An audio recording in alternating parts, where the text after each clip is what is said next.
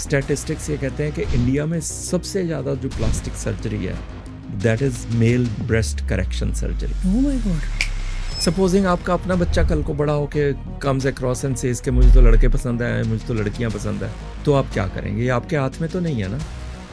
But समाज इस चीज़ को एक्सेप्ट भी तो नहीं करता। समाज तो बहुत चीज़ों को एक्सेप्ट नहीं करता। समाज तो सती प्रथा भी करता था। Marriage is such a fluid concept now. आदमी की आदमी से हो जाती है, औरत की औरत से हो जाती है। आप ये मानते हैं कि अगर कोई गे है तो उसे गे होने पे शर्म नहीं आनी चाहिए? बल्कि कभी भी नहीं। Sexuality is not a matter कि आप छत पे चढ़ के जो है बोलेंगे मैं हेटेरो हूँ, मैं हेटेरो हूँ, मैं होमो हूँ, मैं होमो हूँ। मैं हूँ तो हूँ। Who does that? Women liberation जो है सारा मूवमेंट अगर आप उससे कनेक्ट करें तो शुरू में क्या हुआ था जब औरतों ने इक्वल राइट्स के लिए डिमांड की, उन्होंने अपनी ब्रास को जला दिया पब्लिकली। उन्होंने पैंट शर्ट डालना शुरू कर दिया। They started smoking, drinking, going out to the night clubs, behaving like man. औरत के साथ जो हमारे रिलेशन है it's all got to do with चढ़ाई चढ़ देंगे, आज तो मैं जंग जीत जाऊंगा, अरे कौन बिल्ली मारेगा, ये वो करके। एक लड़की के साथ 30-32 लोग मिल के गैंग रेप करते हैं 2-2, 3-3 दिन। मीडिया के अंदर आप देख लीजिए कितना कुछ हो रहा है। इन्फ्लुएंसर्स ने इतना ह्यू एंड क्राई किया कि रेपिस्ट रेपिस्ट रेपिस्ट। 13 साल की नाबालिग से दरिंदगी और हैवानियत ने पूरे देश को झकझोर कर रख दिया है। मगर वो माइंड सेट जो है वो कहाँ से आता है जहाँ पे ऐसे गाने जो हैं वो सुपर हिट, सुपर वायरल होके पैसे कमाते हैं। मैं तो तंदूरी मुर्गी हूँ यार, गटका ले मुझे अल्कोहल से। मैं तो तंदूरी मुर्गी हूँ यार, गटका ले से अल्कोहल से। आप बेड पे गिर जाते थे कई बार। जी। आप ओबेसिटी का शिकार थे, डिप्रेशन भी साथ में थी, दवाइयाँ चल रही थी। उसके बावजूद आप न केवल खड़े हुए बल्कि रैंप वॉक किया। आपने वेट लूज कैसे किया, वो भी 135 किलो से सीधा 74 किलो। अगर आप वेट लॉस करना चाहते हैं तो आपको आपकी पहली मूवी थी 2018 में भारत, सलमान जी के साथ। जी डायरेक्ट एंट्री बॉलीवुड में आप करते, वो भी एक बहुत बड़े स्टार के साथ। जी। कैसे किया आपने? कास्टिंग काउच सच में होता है? सुना है मैंने ऐसा कि people sleep with people and to give promise them roles and work. आपको बिना सोए काम मिल ही नहीं सकता, इट्स इम्पॉसिबल। ऐसे मिलता है काम? हाँ। मूवीज में। बॉलीवुड में कोई ऐसा है कि जो खुद कहता हो कि मैं गे हूँ?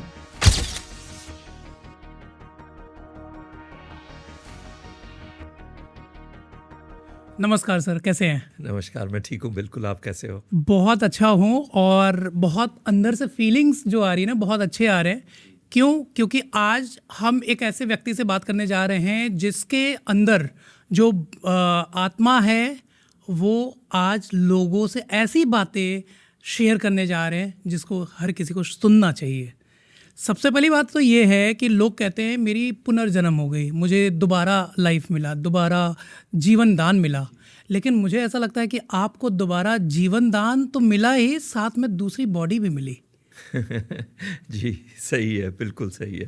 पहले आप ऐसे थे जी, अब आप ऐसे हैं। जी। सो ये जो ट्रांसफॉर्मेशन हुआ, राइट, उसके पीछे की कहानी जानना चाहता हूँ। कुछ ऐसा कैलकुलेटेड या प्लान्ड ट्रांसफॉर्मेशन नहीं था। अगर आप किसी भी बीमारी से जूझ रहे होते हैं या आपको कोई भी इलनेस होती है तो आप उससे ठीक होने की कोशिश, आपकी एक जद्दोजहद, एक लड़ाई हमेशा चलती रहती है। And I guess everybody should be like that. और क्योंकि मैं डिप्रेशन से सफ़र कर रहा था और उससे रिलेटेड मुझे बहुत से इश्यूज़ थे, तो हमेशा दिमाग में ये रहता था कि मुझे इससे निकलना है। थोड़ा लंबा समय लग गया और वेट रिलेटेड इश्यूज़ बहुत हो गए, जो आपने कहा कि दूसरी बॉडी भी मिली है। और वक्त के साथ ये समझ आया कि हाँ, अगर मैं वेट लॉस करूँगा तो फिर बहुत सी बीमारियाँ जो ओबेसिटी से रिलेटेड थी वो सही हो जाएंगी। और एक ही मकसद था लाइफ का उस समय पे, यकीन मानिए, कि मुझे सही होना है, मुझे ठीक होना है, मुझे फिर से अपने पैरों पे खड़े होना है, अपने लिए कुछ करना है, समाज का प्रोडक्टिव हिस्सा बनना है। तो इन सारी चीज़ों ने, फैक्टर्स ने मिल के मुझे पुश किया। एक सुबह आप उठने की कोशिश में बिस्तर पर ही गिर गए थे। उस वक्त आपने खुद से क्या कहा? देखिए, डिप्रेशन से तो मैं उस टाइम मुझे हो गए थे 3-4-5 साल हो गए थे डिप्रेशन से फाइट करते हुए। क्या एज थे उस समय? और जब मैंने रिकग्नाइज किया कि मुझे डिप्रेशन है, I was 44 44 at that time. अब वो कब से चल रहा था, कब से मैं डिनायल मोड में था कि नहीं मैं ठीक हूँ, मुझे नहीं हुआ, वो मैंने कभी सोचा नहीं। 44 पे मुझे समझ आने लगा कि हाँ, और ट्रीटमेंट वगैरह चल रहा था, साइकेट्रिक ट्रीटमेंट चल रहा था, मगर दिमाग पे प्रेशर बहुत ज़्यादा, जैसे सभी अस्वाद के जो मरीज़ हैं, पेशेंट्स हैं डिप्रेशन के, वो सभी माइंड के ऊपर, it's a mind game, right. तो वो प्रेशर मेरे दिमाग पे हमेशा ही रहता था। और वन फाइन मॉर्निंग, जैसे आपने बोला, मुझे याद है अब तक, फरवरी की सुबह थी, वो ठंड थी बहुत, और मैं अपने रूम में था, और उठने की मैंने कोशिश की तो गिर गए। मैं, हाँ, और एक बार नहीं बहुत बार कोशिश किया कि मैं उठूं, और पैनिक मोड आप समझते हैं, मतलब एक तो होता है पैनिक कि आपको चलते फिरते हुए कोई ठोकर लगी या कोई, तो वो पैनिक होता है। एक पैनिक होता है जब आपको लगता है कि आप बिल्कुल हेल्पलेस हो गए, आपका शरीर काम ही नहीं कर रहा। वो एक अलग लेवल का पैनिक जो है वो होता है। तो नेचुरली आपके आसपास जो लोग होते हैं, आप उनको शोर मचा के बुलाने की कोशिश करते हो। तो या that is what happened with me, and I started calling out. मैं अपनी सिस्टर ब्रदर इन लॉ को बुलाने लग गया ऊंची आवाज़ में, and they came running to my room कि क्या हुआ है। It was like that. और आप इंग्लिश के प्रोफेसर थे, बट आप इंग्लिश के प्रोफेसर के बाद आपने मॉडलिंग में कदम रखा। इंग्लिश का प्रोफेसर, मैंने अपना करियर शुरू किया था, उसके पीछे भी एक स्टोरी है। In fact I wanted to be a pilot in air force, oh, Indian air force में, और मेरा सब सिलेक्शन वगैरह हो गया हुआ था, जो सर्विसेज सिलेक्शन बोर्ड होता है आर्मी का, एयरफोर्स का, जो भी है उससे। और आज सुबह ही किसी ने मेरे से पूछा कि आपको वेरिकोज वेन्स हैं। अच्छा। तो मुझे ये बात जो है ना याद आ गई कि मैं ओरिजिनली बनना क्या चाहता था, मगर मेडिकल टेस्ट में जो है ना, मैं I failed the medical test thrice. 3 बार मैंने पायलट का वो इंटरव्यू जो है वो क्लियर किया। एंड बहुत सोच के फिर ये प्लान करके मेरे पेरेंट्स ने कहा कि एक प्रोफेसर की जॉब जो है वो ऐसी है जिसमें शायद इतना रिगरस मेडिकल एग्जामिनेशन ना हो। अच्छा, तो हाँ, क्योंकि मैं बहुत इंटेलिजेंट था। मैं कितने साल के थे सर आप? जब मैंने फर्स्ट टाइम आर्मी के लिए फेस किया था, I was 20 years old. Okay. हाँ, मतलब पोस्ट ग्रेजुएशन करने के इमीडिएटली बाद I went for my air force का एग्ज़ाम। और कि एज लेक्चरर अगर तुम ज्वाइन करते हो, सरकारी नौकरी चाहिए थी उन दिनों में, सरकारी नौकरी का ही था बोलबाला, पेंशन आ जाएगी और ये और वो, तो फिर कॉलेज लेक्चरर के लिए ट्राई करो। मेरे फादर खुद कॉलेज के प्रिंसिपल थे। अच्छा। एंड इंग्लिश के काफ़ी वो विद्वान थे, उनका नाम बहुत professor, late professor MM Sharma, उनकी गाइड्स भी थी, किताबें भी थी और सब कुछ। तो उन्होंने कहा कि इंग्लिश की MA तो तूने की हुई है, तेरे नंबर भी बड़े अच्छे आए हैं, और उन दिनों अभी UGC का टेस्ट भी नहीं था। अच्छा। सिर्फ आपके 55% मार्क्स होने चाहिए, और इंटरव्यू के बाद you could become a government college lecturer. Okay. So वो बन गया। वहाँ भी दिक्कत आई कि मेडिकल एग्जामिनेशन वहाँ भी होता है, मगर मैंने CMO को रिक्वेस्ट किया कि देखिए सर, ये मेरी स्थिति है। जब मैं टेस्ट पे गया एंड उन्होंने देखा कि वेरिकोज वेन्स है, ही सेड मैं तो नहीं क्लियर कर सकता। तो आई सेड सर देखिए, इसमें कोई भागदौड़ तो करनी नहीं है, और क्लासेस में पढ़ा लूँगा, I can assure you that. और मेरी ये सिचुएशन है कि हर जगह से मैं हार मान के फिर यहाँ पे ये सोच के आया हूँ कि मुझे, so he was kind enough के उन्होंने कहा कि चलो ठीक है, let me give you a chance. और that is how I became a lecturer in government colleges in Haryana. या मगर जब मैंने रिटायरमेंट, वॉलंटरी रिटायरमेंट लिया, और जो मॉडलिंग और उसके बीच में जो कनेक्टिंग फेज़ है, वो मैं हरियाणा के एक डिपार्टमेंट में, मैं नाम नहीं बताना चाहूँगा, एंड मैं चंडीगढ़ में ही पोस्टेड था। टीचिंग के बाद I came over into office administration. Okay. तो वहाँ से फिर मैं वॉलंटरी रिटायरमेंट लेके, एंड तब मैं जब डिप्रेशन वगैरह में था तो आपकी इंस्टा ID सर है dinesh.mohan.58। जी, 58 यानी 58। मेरा ख्याल है मैंने 58 की एज पे बनाई थी वो ID। That is how that 58 तो came मतलब there. जब लोग रिटायर होते हैं तब आपने एक नया करियर शुरू किया। जी, ये करियर शुरू हो चुका था 57 की एज पे। Okay. तब फेसबुक था, हाँ तो फेसबुक पे चलते चलते किसी ने कहा कि have you seen Instagram? I said वो क्या होता है? पता ही नहीं था। तो उन्होंने दिखाया, आई सेड मुझे नहीं लग रहा ये मेरे लिए अट्रैक्टिव है, पर मैं बना लेता हूँ आईडी। तो दैट इज़ हाउ, तब तक मैं 1 साल हो गया था मुझे फेसबुक पे और एज अ मॉडल काम करते हुए, तो इसलिए वो .58 वाज एडेड। सो 58 की उम्र में आपने करियर स्टार्ट किया, जी। सोशल मीडिया वाला करियर। जी फैशन इंडस्ट्री में आप पहले से ही कदम रख चुके थे? हाँ जी, 57 साल की एज पे जी। कैसे किया? 57 या 56, मतलब 2016 या 56 साल का था, 56-57 साल का। वही मतलब जब मैं ठीक हुआ, वेट लॉस हो गया और बहुत चेंज आ गया मेरे अंदर, और लोगों ने कहना शुरू कर दिया, घर वालों ने भी, कि ये दिनेश मोहन तो हमने यंग एज में, बचपन में कभी देखा ही नहीं, बिकॉज डिफरेंट पर्सनैलिटी था बिल्कुल। तो घर के साथ में कोई रहते थे जर्नलिस्ट, किसी एक इवनिंग पेपर आता होता था, मुझे नाम नहीं याद, शाम के पेपर का भी रिवाज होता था तब। अच्छा। अब तो लोग दिन वाला भी नहीं पढ़ते नहीं इतना। पढ़ता। तो शाम का पेपर भी आता। तो साथ वाले घर में थे, तो उन्होंने मेरे को बैल्कनी में देखा, उन्होंने कहा are you the same person जो मेरे नेबर थे और आज से मुझे 4 साल पहले दिखे थे बैल्कनी में? I said yes, I am the same person. He said हमारा बाई चांस हमारा एक इशू आ रहा है बिफोर एंड आफ्टर स्टोरीज पे, और वेट लॉस पे ही करते हैं लोग, तो उसमें उन्होंने मुझे फीचर किया। तो वहाँ से फिर, और मेरे फिजियोथेरेपिस्ट ने कहा कि सर आप बड़े अच्छे दिखते हो, चेंज आ गया, आप मॉडलिंग क्यों नहीं करते? और इधर से ये अखबार में निकल आया कि, तो लोगों ने देख लिया कि हाँ this person has you know loss so much of wait.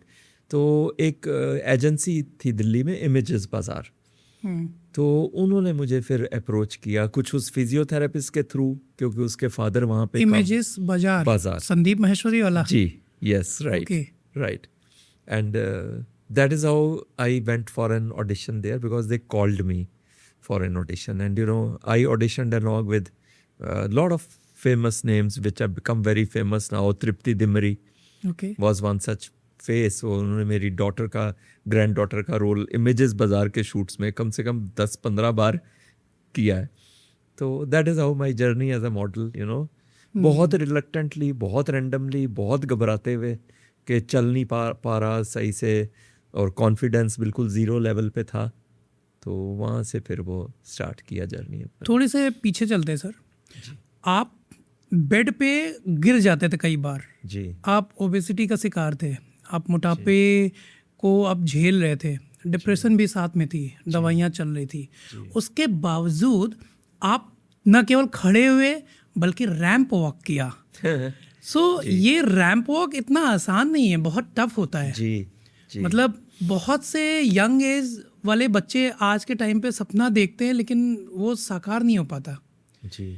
आपने वेट लूज कैसे किया, वो भी 135 किलो से सीधा 74 किलो? जी कैसे? शुरू में, हाँ जी, हाँ, डाइट से और प्रोफेशनल हेल्प से। I went to a dietitian, because मुझे समझ आ गया था कि जैसे डाइटिशियन के पास भी मैं इसलिए गया कि मुझे मेजर डायबिटिक स्केयर जो है वो हुआ। I was found to be diabetic, and बहुत सी कहानियाँ सुनी हुई थी, तो मुझे लगा कि यार बेड से तू लगा हुआ है, इतनी तुझे दिक्कतें हैं, ऊपर से डायबिटीज़, जो कि सिर्फ, और मेरी जो प्रॉब्लम्स थी ना वो mostly were my own creation. I had a eating disorder, and मेरी सोच में कुछ कमियां थी, और रिएक्शंस में कुछ कमियां थी मेरे अपने।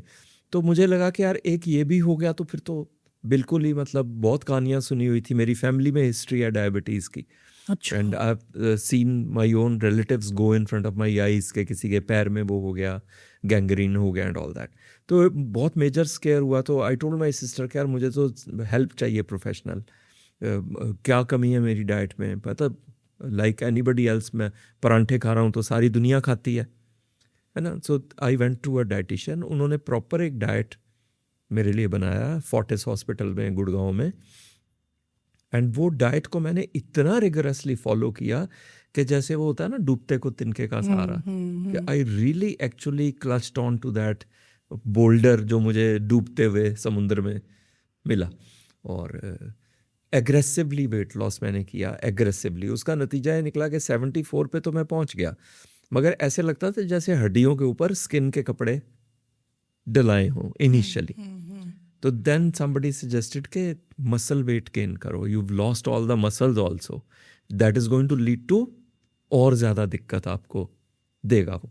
तो फिर जिम ज्वाइन किया, फिजियोथेरेपी चल रही थी, तो अपने आप को एक फिजिकली और मेंटली ठीक स्टेट में पाया जब ये ऑफ़र मुझे मॉडलिंग का आया। तो कई बार मैं सोचता हूँ कि लोग कहते हैं कि जी प्लानिंग, आपकी प्लानिंग से ज़िंदगी चलती है, मगर मुझे कई बार ये लगता है कि जो डेस्टिनी ने लिखा होता है ना आपके लिए, आपको कोशिश करना नहीं कभी भी छोड़ना चाहिए। तो everything with me touch wood happen at the rightest time. मुझे उस वक्त पे काम की ज़रूरत थी, मॉडलिंग के बारे में कभी सोचा नहीं था, और ये वाला काम मुझे नाम, पैसा, काम सब देगा, ये मैंने सोचा नहीं था। I just wanted to work, तो that is how modelling started in my life. बहुत दफ्तर की तरह तैयार होके जाता था कि दफ्तर जा रहा हूँ, एक वो खुशी, एक एक्साइटमेंट। ये तो समझ ही बहुत देर में आया कि you become a public figure and you are famous now and all that. तो ये जो लगभग 60 किलोग्राम आपने वजन कम किया, ये कितने दिनों में कम किया? अराउंड इनिशियली 1 साल, फिर स्टेबल होने में 1.5 साल। 1 साल में आपने 60 1.5 किलो कम साल, किया? हाँ 1.5 साल? जी बिल्कुल। मैं बहुत एग्रेसिवली, बहुत मतलब I actually starved my self, जो मैं किसी को सलाह नहीं दूंगा। मैंने डाइटिशियन की भी, इसीलिए मैं दोबारा डाइटिशियन के पास गया ही नहीं, बिकॉज मेरे को घबराहट होती थी कि वो कहेंगी कि आपने अपने तरफ से इतना चेंज कर दिया डाइट को कि उसने मुझे वार्न किया था कि आप न्यूट्रिशनल डेफिशिएंसी हो जाएगी अगर इससे नीचे जाओगे। बट मुझे वेट लॉस करना था हर हालत में, तो मैंने बिल्कुल ध्यान नहीं दिया किसी पे भी। आई एक्चुअली बहुत कम खाया उन दिनों में। मतलब पूरा फोकस थे आपके वेट लॉस करना है? वेट लॉस, दिमाग में वो फिक्सेशन हो गई थी कि वेट कम होगा तो मैं अच्छा हो जाऊंगा। लुक्स के लिए नहीं किया मैंने, लुक्स के लिए मैं अभी भी नहीं प्रोफेस करता। वेट बढ़ता घटता रहता है, आपकी सेहत सही रहनी चाहिए। तो कई लोग, एक नॉर्मल आदत होती है, अरे वेट कम करो यार बड़े अच्छे दिखोगे। नो, अच्छे रहना जरूरी है अच्छे दिखने से। सर, आपने इन दिनों में जब वेट लूज करने का प्रोसेस चल रहा था, क्या क्या खाया, क्या क्या नहीं खाया, मतलब अवॉइड क्या किया? जो भी मैं पहले खाता था वो सब नहीं खाया। जो भी मुझे शौक था, मुझे केक, पेस्ट्री बहुत पसंद थे, मुझे आइसक्रीम बहुत पसंद थी, और मुझे चीज़ केक, परांठे, और मतलब हर चीज़ जो इंडियन घर में जिसको खुशी का एक सिंबल, फंक्शन का एक सेलिब्रेशन का सिंबल माना जाता है, वो सब कुछ मैंने छोड़ दिया। मैं कोक बहुत पीता था। अच्छा। बाहर, मतलब ये जो कोल्ड ड्रिंक्स होते हैं, और कैंड जूसेस बहुत पीता था। शुगर बहुत ज़्यादा इनटेक करता था। बाहर से खाना बहुत मंगा के खाता था। मैं जहाँ रहता था गुड़गांव में, पीछे मॉल में नरूलास थे, और उनका फ़ोन नंबर मेरे पास था। तो छोले भटूरे बहुत फेमस है। और वैसे भी कहते हैं, आप पंजाबी हो वैसे जी, सर? जी, वैसे भी कहते हैं पंजाबी खाए ना तो क्या करेगा। हाँ, और They are famous for that. उससे ऊपर पंजाबी, ऊपर से ब्राह्मण, एंड खीर का इतना वो था। मेरे घर में एक कहावत थी कि बामन खीर ना खादी हो ते क्यों जमया अपराधी हो, कि अगर ब्राह्मण हो के तूने खीर नहीं खाई तो तू पैदा ही किस लिए हुआ। तो दिन रात खीर, पूड़ियाँ, यही वाला खाना हमारे घर में इसी को अच्छा माना जाता। हमारे फोर फादर्स, पेरेंट्स, इवन मेरे फादर, वो हजम कर लेते थे बिकॉज साइकिल चलाते थे। My father used to cycle down to his college. रिवाज था उन दिनों में। और अभी मतलब जिस टाइम पे मैंने ये सब खाना शुरू किया, I was in the home. और अगर कभी जाता भी था ड्राइविंग, फिर ड्राइविंग भी छूट गई तो घर पे ही था। तो इसलिए फिर डाइट जो है वो शुगर छोड़ दी, बाहर का खाना छोड़ दिया, ओट्स पे आ गया, फ्रूट्स पे आ गया, सैलड्स पे आ गया, बॉइल्ड पल्सेस, बॉइल्ड राइस वगैरह बिल्कुल छोड़ दिए, और सफ़ेद आटा जो है वो बिल्कुल छोड़ दिया। दूध और दूध की बनी हुई चीज़ें जो है वो सारी छोड़ दी थी। हाँ जी, बिस्किट वगैरह सब छोड़ दिया। जो चाय के साथ 4-4 पैकेट में ग्लूकोज बिस्किट के 1 कप के साथ खा जाता था, वो सब छोड़ दिया। बड़ी हिम्मत चाहिए सर, मतलब कंट्रोलिंग पावर बहुत चाहिए। हाँ, ऐसी चीज़ें करने के लिए। वही इसमें मुझे लगता है, जो मैं फिर पॉइंट आउट करूंगा, कि एक तो होता है लुक्स के लिए, अपनी कन्वीनियंस पे, आज कम खाऊंगा, कल ज़्यादा खा लिया, आज कम खाऊंगा। मेरा वो नहीं था। मैं ब्रिंक पे खड़ा था जिंदगी और मौत के बीच में। तो मुझे ये था कि उधर मरना है खा के, और इधर जो है जीना है खाना कम करके। तो आई वांटेड टू लिव। कैसे मोटापा का इससे क्या संबंध है कि जिंदगी और मौत की? Obesity leads to a lot of problems.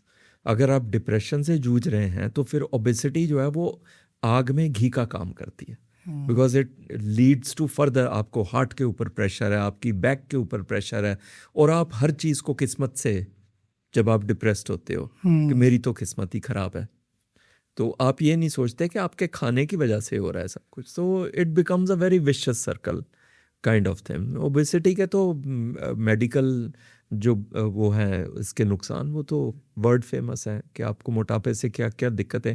People have died of overeating. कम खाने से आज तक बहुत कम लोग मरे होंगे, ज़्यादा खाने से तो दुनिया मरती है। तो कहते हैं कि आप अपने मन पे कंट्रोल रखें तो आप अच्छे इंसान बनते हैं, और अगर आपने अपने जीभ पे कंट्रोल रख लिया तो एक अच्छे बॉडी के मालिक बन जाते हैं। जी बिल्कुल बिल्कुल सही है। You have to watch what you eat, you have to watch what you hear, you have to watch what you speak. So बहुत सी चीज़ें जो है वो आपके दिमाग और उसके आसपास जो जगहें हैं उनसे रिलेटेड है आपके जीवन की, तो वो सब पे आपको वॉच रखना पड़ता है। 5 ऐसे फूड जो हम घर पे खा सकते हैं जिससे हमारा मोटापा भी कंट्रोल होगा। हाँ, ओट्स, ओके ठीक है ना, fruits, but fruits have to be selective. Okay अगर आप वेट लॉस करना चाहते हैं तो आपको आम नहीं खाने, चीकू नहीं खाने, आप ग्रेप्स खा सकते हो। ऑरेंज और एप्पल से बढ़िया फ्रूट और कोई है नहीं। इवन आप एक बनाना भी, because banana is full of iron. अच्छा, मगर आपको जो बहुत स्वीट लेडन जैसे अनानास है, आम है, ये सब चीज़ें आपको अवॉइड करनी पड़ेगी। There many fruits which are full of sugar, though वो नेचुरल शुगर्स हैं, मगर वो आप पे, अगर आप ऑलरेडी ओबीस हैं तो वो आप पे अच्छा असर नहीं करती। तो आप salad, fruits, oats, double toned milk, अगर आपको दूध और उसका है, और चाय आप पी सकते हैं विदाउट शुगर। ओके ठीक है ना। तो ये छोटी छोटी जो चेंजेस हैं आपकी, जैसे आप, idli is very good for most of the south Indian which is not fried, is very good for health. रवा इडली जो है वो आपको ज़रूर खानी चाहिए, हफ्ते में 2 बार तो ज़रूर खानी चाहिए, बिकॉज उसमें बहुत न्यूट्रिशनल वैल्यू जो है वो होती है रवा में। तो छोटा छोटा ट्वीक करके घर में, इनफैक्ट मेरे डाइटिशियन ने कहा कि आपके घर में खाना कौन बनाता है, सुपरवाइज करता है, उसको लेके आओ। फर्स्ट विजिट में this is what she told me, so I took my sister along. तो उसने कहा कि आपको तेल जो है वो छोड़ना पड़ेगा, सफ़ेद आटा छोड़ना पड़ेगा, ये सारा आपको घर में चेंजेस करने पड़ेंगे, तभी ये ठीक होएंगे। मेरा मानना है आधी दवाएं तो घर में ही है, किचन जी, में। आधी बीमारियां भी घर में ही हैं। बीमारियां और दवाएं दोनों घर में ही हैं, और अगर सही तरीके से देखा जाए तो आप इलाज खुद भी अपना, मतलब एटलीस्ट फिट रहने के लिए तो इलाज कर ही सकते हैं। बट आप देखिए ना, हम बच्चों को क्या डाइटरी ट्रेडिशंस दे रहे हैं अपने घरों में भी। आप देख लीजिए, आप पिज्ज़ा को, बर्गर को, और चिप्स को, और फ्रेंच फ्राइज को आप रिवॉर्ड का दर्जा दे के, आज अच्छे नंबर आए हैं, चलो जी आज पिज्ज़ा ऑर्डर करते हैं, है ना। Why don't you take your kid for some sport, क्या तेरे अच्छे नंबर आए हैं, चलो आज मैं पिकल बॉल का कोर्ट बुक करता हूँ, let's go and play a game of pickleball, और let's go and you know drive पे भी चलते हैं। हर जगह खाने को ही तो रिवॉर्ड से जोड़ा हुआ है हमने। तो घरों में वो फूड हैबिट्स वही आगे चलती हैं बच्चों में। This is what we should teach our kids, के हेल्दी होना जो है वो खाने के ऊपर कंट्रोल करना बहुत ज़रूरी है हेल्दी रहने के लिए। Life is a beautiful gift, and खाने पीने का तो क्या है। तो ट्रू दैट। मैं रिसर्च कर रहा था तो फिर मुझे पता चला कि आपने अपनी वाइफ खोया, आपने अपना बेटा भी खोया। नहीं, यहाँ मैं कुछ क्लैरिफाई ये करना चाहूँगा, दो चीज़ें क्लैरिफाई करना चाहूँगा ज़रूर, because I never in any podcast और any platform said that I lost my son. I never said that. I lost somebody who considered me as a father and whom I thought of as a son. As a son. I never said. मैंने बोला था कि जो मुझे father की तरह मानता था, ओह, I lost that person. So it wasn't actually a blood relation. और ये बात मैं पहली बार, बिकॉज ये क्वेश्चन हर बार आता है और मैं पहले बोल देता हूँ कि ये अवॉइड कीजिएगा, बट आज अब आपने मेंशन किया तो मैं इसको, of course I lost my wife, she was suffering from cancer, और बहुत लंबा उनका भी स्ट्रगल था, बट मैं उस बारे में बिल्कुल बात नहीं करना चाहता because she is no longer here, है ना। एंड तो इमोशनली हर्ट होता है। हाँ, बिल्कुल हर्ट होता है, बिल्कुल। आप चाहे साथ थे या नहीं थे, मगर आप हर इंसान को अच्छा विश करते हो अगर आप खुद अच्छे ह्यूमन बीइंग हो, and you wish long life to everyone. और सो ये दो चीज़ें थी। ऑफ कोर्स अब लोग ये कहेंगे कि जी अच्छा, मतलब फिर भी आपको इतना शॉक लगा that somebody who left you wasn't your real son. मगर how can you not react as a human being जब आप किसी से बहुत अटैच्ड हो वो, और आपका थॉट प्रोसेस जो है उस रिलेशन को अपने दिमाग में एक नाम दे चुका हो, तो शॉक तो आपको लगेगा, इट विल बी। तो और मेरे लिए वो एक्सपीरियंस जो है, बिकॉज तब तक मुझे लाइफ और डेथ का कुछ पता नहीं था, नॉर्मल जैसे हम अपने रूटीन में चल रहे होते हैं एंड ऑल दैट, एंड मैं बहुत डिपेंडेंट था उसके ऊपर, on that young person, because मेरे हर लाइफ के हर एस्पेक्ट में उसने मेरा पूरा साथ दिया। He taught me how to respect myself, how to मैं बहुत डिप्रेशन से तब भी गुजर रहा था व्हेन आई लॉस्ट हिम। तो रिश्ते को मैं कभी नाम दिया ही नहीं, इनफैक्ट, कि क्या था वो। बहुत कुछ था वो मेरे लिए, दोस्त था, भाई था, बाप था, बेटा था, सब कुछ था, and I was totally shattered when I lost him. और तो ये बहुत सी चीज़ें, then I give up on my job, जो भी मुझे दिक्कतें थी पर्सनल लाइफ में वो सब कम्युलेट होके एक ऐसा असर हुआ कि मैं बेड से लग गया, and I lost my self totally, जो कि होना नहीं चाहिए था। किस सन की बात है सर ये? All this happened in 2000, 99, 2000. Almost as कितनी थी आपकी? मैं उस टाइम पे देख लीजिए, मैं 1959 बॉर्न हूँ, कागज़ों में 1960 बॉर्न हूँ, तो लाइक दैट या बहुत सी चीज़ें होती हैं जो आप मतलब अपने तक, मतलब 41-42 की एज में ये सारी चीजें आई हुई। Keep a lot of things close to my chest, because क्या है ना, अभी एक एग्जांपल मैं देता हूँ आपको। जैसे लेक पे कोई मुझे मिला, ठीक है, आप बहुत इंस्पिरेशनल फिगर हो, मैं आपको बहुत फॉलो करता हूँ, you are this, you are that, ऐसे वैसे वैसे। Next day that same person didn't even wish me, he was pulling a long face and he just ignored me and went on. क्या है ना, पर्सनैलिटी जो भी कोई अपनी रिफ्लेक्ट हम करते हैं, देर आर टू थिंग्स। एक तो वो इंसान है जो हमारे सामने है, एक उस इंसान का एक सपोजिडली क्रिएटेड इमेज है जो हमारे सामने है ना। तो जब भी हम र्यूमर्स में आके किसी के बारे में किसी बात को सच मानते हैं, we reflect our own personality. So when people suddenly change calling you a very inspirational figure, I conclude कि इसको ऐसी कोई बात पता लगी है जो कि मेरे बारे में एक र्यूमर है, जो कि सच नहीं है, मगर इसकी पर्सनैलिटी उस र्यूमर को सच मानना चाहती है, बिकॉज अंदर से उन लोगों से ये एक्सेप्ट नहीं होता that somebody can actually be good. So they try to go and talk to people के इसमें कुछ कमी तो होएगी, और वो जो र्यूमर मॉन्गर्स होते हैं वो उसी चीज़ को हवा देते हैं। सो मैंने उस दिन से ये सोचना ही छोड़ दिया कि आज ये इंसान मुझे ऐसे मिला था और कल को ऐसे मिला है, क्या रीज़न हो सकता है। I stop thinking, I just move on. ठीक है, वो अच्छा मानता था, आज किसी ने मेरा इमेज ख़राब कर दिया। हर तरह के लोग हैं दुनिया में, तो why should I bother about that. So it's the same, I was suffering, मेरी अपनी दुनिया जो है सारी शैटर्ड हो गई थी। कुछ लोग ऐसे भी होंगे जो कहेंगे क्या वेट लॉस ही तो किया, तो इट्स ओके। मुझे लगता है सिर्फ ये वेट लॉस की जर्नी नहीं थी, बल्कि ये 10-12 साल आपके लाइफ में बहुत डार्क वाला टाइम जो आया, जी, उससे आपने दुनिया में लोगों को भी समझा, खुद को भी समझा, और कुछ ऐसी चीज़ें सीखी हैं जिस पे आपने काम किया है, और अब आप लोगों को सिखाना भी चाहिए। जी। सो आपके लाइफ का सबसे डार्केस्ट टाइम जो ये बीता, उसमें क्या 3 बड़ी बातें आपने सीखी हैं? सबसे बड़ी जो मैंने बात सीखी, अगर आप डिप्रेशन की बात करें तो कम्युनिकेशन, वो बहुत ज़रूरी है कि आप अपनी दुनिया में खोइए मत। कोई आपकी बात सुनने को तैयार है या नहीं है, जो भी लोग आपको अपना कहते हैं उनको अपने मन की बात ज़रूर बताइए विदाउट बॉदरिंग कि इनका रिएक्शन क्या होगा, क्योंकि मुझे अपने मन से बात निकालनी है विच इज़ एक्चुअली जो मेरे अंदर उबल रही है और फटने को तैयार है। तो वो सबसे बड़ी बात मैंने सीखी। दूसरा मैंने ये सीखा कि आपको कभी भी किसी के ऊपर डिपेंडेंट नहीं होना, कभी भी किसी के भी ऊपर डिपेंडेंट। जो लोग आपका हाथ पकड़ के आपको चला भी रहे हैं या अपने हाथ से आपको खाना भी खिला रहे हैं, वक्त बदलते हुए कोई समय नहीं लगता।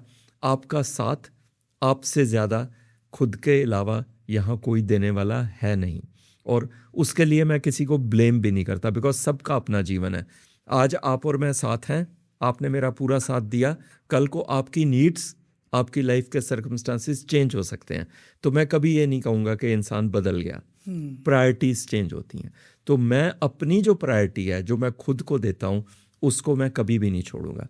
और तीसरी जो सबसे डाइट की जहाँ तक बात है, जो मुझे समझ आई कि डाइट सिर्फ वो नहीं है जो हम खाते हैं, डाइट है जो हम सुनते हैं, जो हम सोचते हैं, जो हमारा थॉट प्रोसेस है, जो हम बोलते हैं। ये सबसे बड़ी डाइट्स हैं। हमारे कानों में जो जा रहा है वो भी एक बहुत बड़ी डाइट है। अगर मैं सारा दिन बकवास सुनूंगा तो बकवास ही आएगा मेरे दिमाग पे, और मैं जो मेरा थॉट प्रोसेस है वो सारा मेरे सुनने से, मेरी परसेप्शन से, जो मैं देख रहा हूँ उसी से। So diet is much more holistic than just food, it is your entire personality. क्या बात बोली ये सर। चीज़ मुझे समझ आई है। मज़ा आ गया। इसी बात पे तो मैं लोगों से बोलूँगा कि ये एटलीस्ट 3 लोगों को जो ज़रूर शेयर किया जाए। जी। क्यों? क्योंकि घर घर में मुझे लगता है कि हर किसी को कम्युनिकेशन की ज़रूरत है। बिल्कुल। कम्युनिकेशन गैप की वजह से केवल डिप्रेशन नहीं होता है, रिश्तों में खटास भी आती है, जिंदगियां बर्बाद हो जाती हैं, जिंदगियाँ बर्बाद हो जाती है। आप बिल्कुल सही बात। अकेलेपन से जूझने लग जाते हैं। जब किसी को अगर लगे कि वो अकेलेपन का शिकार हो गया है, तो उसको कैसे बाहर निकला जाए उसे? देखिए, मुझे जो समझ आया है, अब जैसे मैं पब्लिक फिगर हूँ, राइट, मैं जाता हूँ तो एक आधा इंसान तो सेल्फी खिंचाने के लिए या तारीफ के पुल बांधने के लिए, वो चाहे मैं एरोप्लेन में बैठा हूँ या चाहे मैं विदेश में भी हूँ, तो वो सब चलता रहता है। तो मगर सबसे बड़ी बात ये है जो मुझे समझ आई, at the end of the day all of us are alone. और उस अकेलेपन से आप जितनी जल्दी दोस्ती कर लोगे उतना ही आपके लिए बढ़िया रहेगा। सो मैं अपने रूम में जो मेरा मी टाइम, जिसको मैं कहने लग गया हूँ कि मैं चाय भी पी रहा हूँ, कुछ करना भी ज़रूरी नहीं है, मुझे वो उम्मीद अब नहीं है, और वो मैंने खुद छोड़ी है उम्मीद कि कोई आके मेरा हाल पूछे। मैं खुद का हाल अपने आप से पूछता ही रहता हूँ। अपनी कंपनी को मैं कभी नहीं छोड़ता। I go on talking to myself, I go on suggesting different things to me. और मैं एक्चुअली, जब मेरे को लगता है कि मैं बहुत अकेला हो गया हूँ, तो मैं खुद को as a second person, third person कह के, अच्छा दिनेश बता तेरा क्या हाल है, क्या चल रहा है, चल तू बता, चाहता क्या है तू। अरे वाह, so I talk like that. That's great sir. मतलब अकेलेपन से दोस्ती जो है ना, हाँ, वो जितनी जल्दी हो जाए, अब इसमें फिलॉसफी कह लीजिए, प्रैक्टिकल कह लीजिए, जो भी कह लीजिए, eight the end of the day आपके जो लाइफ पार्टनर हैं वो भी आपको 100% टाइम थोड़ी दे सकते हैं। सो एंड में तो आपको खुद को ही टाइम देना पड़ेगा। किसी और को बताने से पहले आप ही को पता पड़ेगा कि आपकी आज तबीयत खराब है, आज आप खुश हो, आज आप नाराज़ हो, तो खुद से पहले ही बात करके उसको सॉल्व कर लो। बहुत अच्छी बात आपने बोली कि डाइट सिर्फ खाना नहीं है, हम जो सुन रहे हैं, जो देख रहे हैं, जो बोल रहे हैं, जो सोच रहे हैं, सब कुछ डाइट का पार्ट है। डाइट या डाइट। जब सुनने और बोलने की बात आती है तो समाज में कुछ ऐसी भी चीज़ें होती है जो बहुत अंदर से हर्ट करता है। अभी जैसे हाल फिलहाल में ही आपने देखा कि एक लड़की के साथ 30-32 लोग मिल के गैंग रेप करते हैं 2-2, 3-3 दिन। जी। वो सुनने के बाद मतलब अंदर से बहुत रोना आता है कि यार ऐसे लोग भी समाज में एग्जिस्ट करते हैं। बिल्कुल करते हैं, बिल्कुल करते हैं। और समाज जो है ना, वो कोई ऐसा नहीं है कि हमारे अलावा जो है समाज है और ऐसे लोग जो हैं वो उस समाज में एग्जिस्ट करते हैं। हम सभी उसी समाज का हिस्सा हैं। हमने खुद ने कहीं ना कहीं इन सारी चीज़ों को कंट्रीब्यूट किया है। आप बताइए मुझे कि एक ये बिल्टअप है, स्लो बिल्टअप। हम कितना को अपने घर में अपनी लेडीज़ की इज्जत करते हैं, एक स्लाइट एक्शन ऑफ डिसरिस्पेक्ट वो हमारे बच्चों के दिमाग में रजिस्टर कर जाता है और वो उसी इमेज को आगे लेके चलते हैं। जहाँ पे जो है मीडिया के अंदर आप देख लीजिए कितना कुछ हो रहा है। इन्फ्लुएंसर्स ने इतना ह्यू एंड क्राई किया कि रेपिस्ट का दोष है, आपने जो सज़ा उसको देनी है दीजिए। मगर वो माइंड सेट जो है वो कहाँ से आता है, जहाँ पे ऐसे गाने जो हैं वो सुपर हिट सुपर वायरल होके पैसे कमाते हैं। मैं तो तंदूरी मुर्गी हूँ यार, गटका ले मुझे अल्कोहल से, मेरी फ़ोटो को सीने से यार चिपका ले ज़रा फेविकोल से, I guess that was the song. बड़े बड़े स्टार्स जो हैं उस पर डांस करते हैं, आइटम नंबर्स जिनको बड़े बड़े पैसे कमाते हैं। हैव वी एवर थॉट कि एक टीनेजर के दिमाग पे, लड़के के जो ये गाने देख रहा है, पसंद कर रहा है, जिसके घर में इन गानों पे डांस किया जा रहा है और सारे वाह वाही कर रहे हैं, उस पे असर क्या होगा? वो जिस लड़की को देखेगा वो कहेगा तंदूरी मुर्गी आ रही है, इसको मैंने अल्कोहल से गटकाना है। Because that is the normal mindset we are creating for our coming generations. बहुत गंदी सोच हो गई सर। लोग मतलब बॉयज लोग क्या सोचते हैं, कई इतनी गंदी सोच अंदर, वो गर्ल्स को कॉमोडिटी समझते हैं। वो हमने खुद दिया ना वो सोच, हमने एनवायरनमेंट हमने क्रिएट किया। आप बताओ, हर एड के अंदर जो है लड़की को घुसाना, और वो भी मतलब किसी भी तरह के कपड़े डाल के, चाहे वो रिलेटेड हो एड या ना हो, आप देख लीजिए। मतलब हमने सारा वो एनवायरनमेंट, कमोडिटी जो है उनको ऑब्जेक्टिफाई जो है विमेन को, लेडीज़ को, वो हम ही लोगों ने किया अपने मतलब से पैसा कमाने के लिए। वो तो आने वाली generation, we have to be very aggressive in this, के हम क्या एग्जांपल्स आने वाली जनरेशन्स के लिए, वो क्या देख रहे हैं, क्या सोच रहे हैं, उनका थॉट प्रोसेस क्या है, ये देखना बहुत ज़रूरी है। और वो घर से स्टार्ट हो सकता है, बाहर भी स्कूलों में कॉलेजों में भी पढ़ाया जा सकता है, मगर घर में जो हमारा बिहेवियर है उसको वॉच करना बहुत ज़रूरी है। जब हम वो प्रोग्राम टीवी पे बच्चों के सामने बैठ के देखते हैं जिनके ऊपर क्लियर लिखा हुआ है फॉर एडल्ट्स, देखते हैं ना नेटफ्लिक्स पे भी, हर जगह बच्चे देख नहीं रहे तो उनको कानों में वो डायलॉग पढ़ रहे हैं। तो we have to control ourselves. जब हम दूसरों पे उम्मीद कर सकते हैं कंट्रोल की, उससे पहले नहीं। सर आप बॉलीवुड इंडस्ट्री में काम कर चुके हैं जी। Rajinikanth, Salman Khan, Bhumi Pednekar ji. And Taapsee Pannu, yes right. इतनी अच्छी अच्छी मूवीज़ में आपने काम किया, भारत जैसी मूवीज़ में काम किया है, अपने मूवी में काम किया है। सो मैं एक चीज़ पूछना चाहता हूँ कि हर एक, मतलब अधिकतर, नॉट हर एक, अधिकतर मूवीज़ में आजकल हम देखते हैं कि एक एंगल ज़रूर दिखाते हैं जी जैसे समलैंगिक जी। सेक्स, और हम प्रमोट करते हैं बहुत। तो ये एक्चुअल में ऑडियंस की नीड होती है या फिर प्रोड्यूसर्स उससे पैसे बनाने के लिए करते हैं? मैं क्वेश्चन ये पूछना चाहता हूँ सर कि मतलब आज के टाइम पे बहुत से मूवीज़ में, बहुत से सीरीज़ में आप देखेंगे कि ऐसे एंगल दिखाने की कोशिश करते हैं कि लड़का लड़के के साथ, लड़की के साथ संबंध बनाने के वाले जो उसमें सीन्स दिखाते हैं। जी। क्यों दिखाते हैं? पर वो हमारे समाज की सच्चाई है और मूवीज़ का काम है सच्चाई दिखाना। बट सर अगर हम दिखाएंगे, क्योंकि हम ये बोलते हैं कि जो बच्चे देखेंगे वही सीखेंगे, वही उनके दिमाग में थॉट्स आएंगे। No, I'm sorry, this is not the thought process you should be having. ये जन्म से होता है, सीखते नहीं है इसमें कोई भी। आप अच्छा। मेडिकल साइंस में चेक कर लीजिए, कहीं भी a person is born with sexual orientation. अच्छा। जो भी आपका ओरिएंटेशन है वो आप पे थोपा नहीं जा सकता, उसको कोई आपको सिखा नहीं सकता। 10 पिक्चरें, 50 पिक्चरें, 100 पिक्चरें या 100 एग्जाम्पल्स देख के भी आपकी जो सेक्सुअल ओरिएंटेशन है वो कभी शिफ्ट नहीं होती, कभी भी शिफ्ट नहीं होती। You are born in a particular way. और सैनिटी जो है वो यही कहती है कि हर तबके को जो है ना उनका ड्यू रिकग्निशन मिलना चाहिए।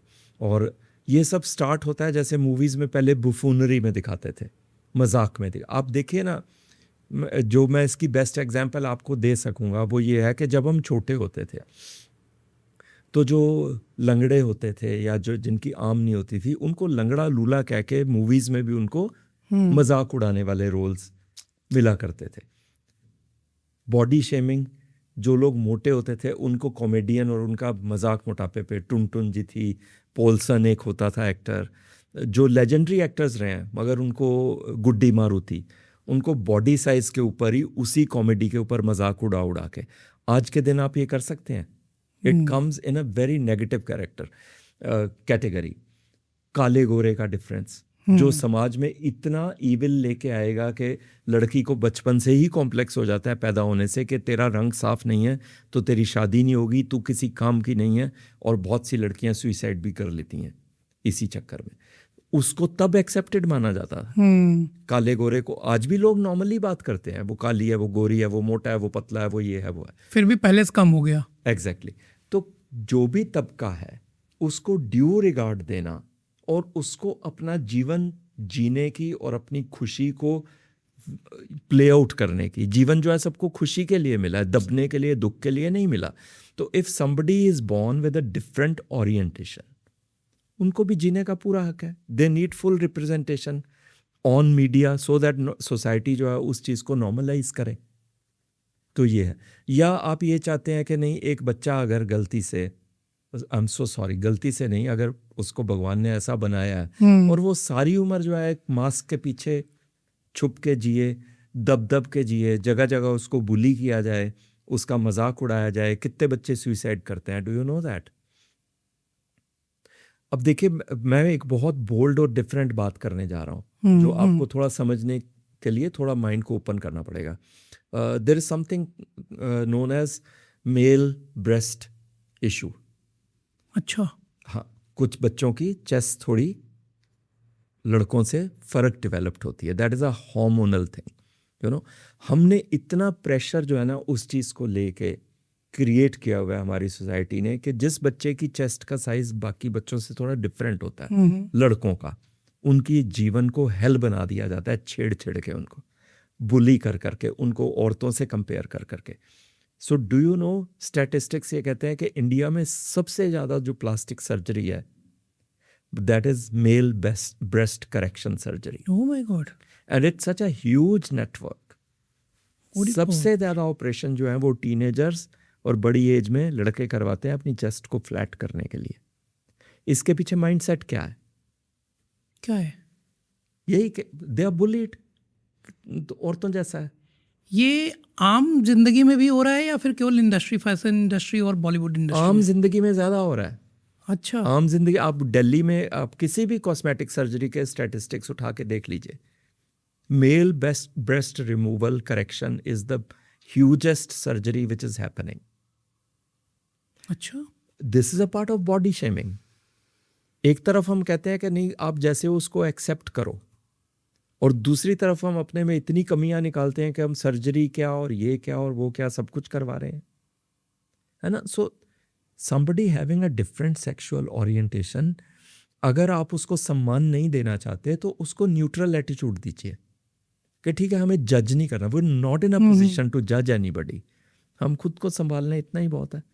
तो मैं इस चीज़ को बिल्कुल नहीं मानता। Everybody needs representation in media so that we can have regard for them, live and let live. तो इसलिए दिखाया जाए, कुछ बोल्ड फिल्म मेकर्स हैं जो इस सब्जेक्ट को दिखा रहे हैं, अच्छी बात है, बहुत नॉर्मलाइज करना चाहिए इसको भी, सबको जीने का अधिकार है। बट आज के टाइम पे हर एक सीरीज में दिखाई जाती हैं और वो ऑकवर्ड लगता है अगर आप बच्चों के साथ देख रहे हैं तो। नहीं, ऐसा कुछ नहीं है। You have to teach your children कि this is a part of life. There are people, supposing आपका अपना बच्चा कल को बड़ा होके कम्स अक्रॉस एंड सेज के मुझे तो लड़के पसंद है, मुझे तो लड़कियां पसंद है, तो आप क्या करेंगे? ये आपके हाथ में तो नहीं है ना। तो ऐसे बच्चों को काउंसलिंग से क्या सिखाया नहीं जा सकता? नहीं, बिल्कुल नहीं सिखाया जा सकता। किस लिए सिखाएंगे आप? वो बीमार थोड़ी हैं, they are not mentally sick कि आप उनको काउंसलिंग की बात करेंगे। They are as healthy as you and me. But समाज इस चीज़ को एक्सेप्ट भी तो नहीं करता। समाज तो बहुत चीज़ों को एक्सेप्ट नहीं करता। समाज तो सती प्रथा भी करता था, बाल विवाह भी करता था। वही मैं कह रहा हूँ, लंगड़े को लंगड़ा कह के मजाक उड़ाया जाता था, काले को काला कह के मजाक उड़ाया जाता था। अभी भी ऐसे वीडियोस बनते हैं जिसमें एक लड़की जो है वो नीगरों के साथ with a black person video बना रही है, और उस पे जो वीडियो वाला बंदा है वो कह रहा है, ले भाई हमारी किस्मत में क्या खराबी थी, हमें नहीं मिली ऐसी लड़की। हाँ, मैंने भी देखा। Do you think black people are not human beings? They are not good looking, they don't deserve girls, they are human. So it's like that. जिसको जैसा पैदा किया है भगवान ने उसको नॉर्मलाइज करना, उसको एक्सेप्ट करना, उसको जीने देना, आप सारी स्लेवरी की ट्रेडिशन देख लो, जो सारा गे मूवमेंट भी है वेस्ट में, और जब इंडिया में भी ये सब लीगलाइज हुआ, तो I have very radical views. Everybody has the right to live, every single person who is got life.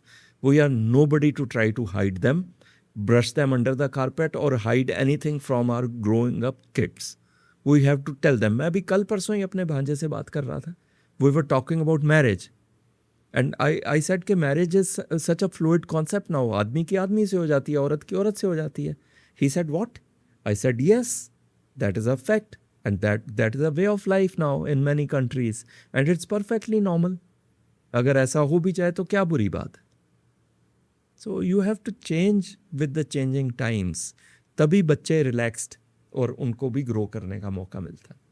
तो आप ये मानते हैं कि अगर कोई गे है तो उसे गे होने पे शर्म नहीं आनी चाहिए, बल्कि कभी भी नहीं. अपफ्रंट आना चाहिए उसको? आपको हेट्रो होने पे शर्म आती है? What is that hetero? Hetero is somebody who is attracted to the opposite sex. नहीं. तो फिर जिनको भगवान ने ऐसा बनाया सेम सेक्स, उनको क्यों शर्म आनी चाहिए? किस बात? वो कोई गंदगी है या बुरी बात है, या वो जबरदस्ती पकड़ के कह रहे हैं हमारे साथ सेक्स करो? देखिए, जब भी कोई तबका जो है वो सप्रेस तबका ऊपर आता है, जो आप बात कर रहे थे मीडिया की, विमेन लिबरेशन जो है सारा मूवमेंट, अगर आप उससे कनेक्ट करें तो शुरू में क्या हुआ था, जब औरतों ने इक्वल राइट्स के लिए डिमांड की, उन्होंने अपनी ब्राज को जला दिया पब्लिकली. उन्होंने पैंट शर्ट डालना शुरू कर दिया. They started smoking, drinking, going out to the night clubs, behaving like man. टांग पे टांग रख के नहीं बैठना उन्होंने लेडीज की तरह, ऐसे बैठेंगी. तो वो एक रिएक्शन होता है जब आप किसी को भी इक्वालिटी देते हो.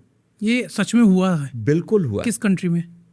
एवरीवेयर. यूएस में जहाँ से स्टार्ट हुआ है, bra burning was a movement. Ladies पूरा मार्केट में इकट्ठे होके and they used to take off their bras और उनको जला देती थी कि वी आर इक्वल. पर मेरा ये मानना है कि जिस जेंडर को जैसा बनाया है उसको सेलिब्रेट करना. तो अब ये मूवमेंट जो है ना, वो यहाँ पे आ गई है कि आदमियों जैसा बनना is not a sign of equality. You grow in your own gender qualities जो आपको दी हैं. You can be good managers, you can be whatever you want to do, you can be. आदमी जैसा बनना जो है ना, अगर लेडी का वो लाइफ में एम रहेगा तो दैट इज नॉट इक्वालिटी.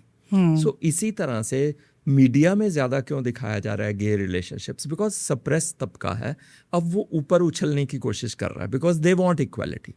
तो शुरू में ये जम्बल्ड अप जो इमेजेस हैं वो आएंगे, धीरे धीरे इट विल टेपर डाउन. जब हमें रिएक्शन देना हम बंद कर देंगे किसी भी गे को देख के, हाँ ये क्या है, उसको देख, वो देख, क्या बकवास है, तब everything will be all right for our kids.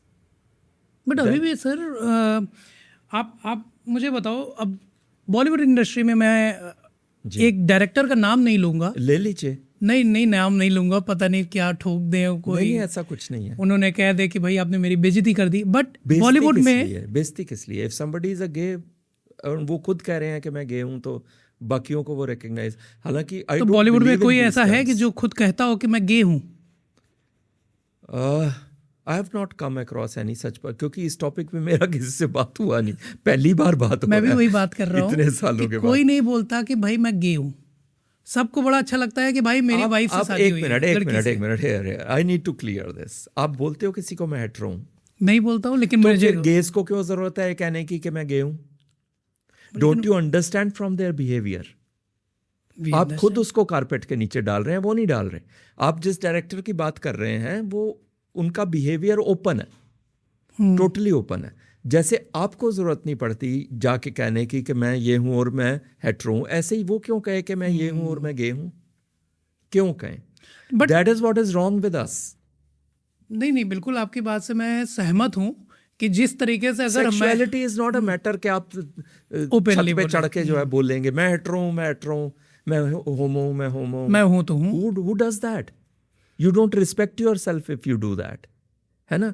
और मैं आपको एक चीज़ बता रहा हूँ आज, आप याद रखिएगा, जिस भी तबके के बारे में हम ओवर रिएक्ट करते हैं, अंदर से हम उनके लिए अट्रैक्टेड होते हैं. अच्छा. That is why we find the need to discuss them, और हाय तोबा हम उसी पे मचाते हैं जिनकी तरफ हम खुद फैसिनेटेड होते हैं. वो जी रहे हैं अपनी लाइफ, जी रहे हैं, जीने तो उनको पॉइंट आउट करके डिस्कशन का पार्ट क्यों बनाना? It's as simple as that, because we are looking for those reactions कि हाँ कहीं मैं तो नहीं हूँ अंदर से, इसलिए मैं नफरत शो करके ये इससे दूर चला जाऊंगा and all that. This is what normally happens. So Bollywood is no different from any other industry. आपको सेम सेक्स के टुवर्ड्स अट्रैक्टेड लोग हर जगह मिल जाएंगे, इवन हॉस्पिटल्स में भी मिल जाएंगे, है ना, हर इंडस्ट्री में मिल जाएंगे. बट बॉलीवुड को हमने एक बेंचमार्क बना लिया कि यहाँ जो भी हो रहा है ना वो बस वहीं पे ही हो रहा है. फैशन इंडस्ट्री को कास्टिंग काउच का, बॉलीवुड को कास्टिंग काउच का. कहाँ नहीं होती ये चीज़ें, आप बताइए कहाँ पे नहीं होती? So why do we point out Bollywood all the time? Casting couch सच में होता है? I have not come across it. But मैं सच्चाई जानना चाह रहा हूँ, कास्टिंग काउच क्या होता है? सुना है मैंने ऐसा कि people sleep with people and to give promise them roles and work. सुना है मैंने ऐसा. So many people come up, चाहे व्यूज़ के लिए कह लो या चाहे सच्चाई बोल रहे हैं. मैंने कभी इस चीज़ में पढ़ने की कोशिश नहीं की है, बट लाइक कॉर्पोरेट्स में कहते हैं कि फॉर प्रमोशन. तो इट्स कॉर्पोरेट्स में तो मैंने देखा है. हाँ, प्रॉब्लम ये नहीं है. प्रॉब्लम ये है कि जो हमारी मेल डोमिनेटेड थिंकिंग है, जो हम रूल करना चाहते हैं, हम सेक्स के मामले में भी रूल करना चाहते हैं. You know, we in any case we want to rule over a women. तो ये सारी उसी चीज़ का नतीजा है कि ये करेंगे तो हम इनको ये देंगे, which is so wrong.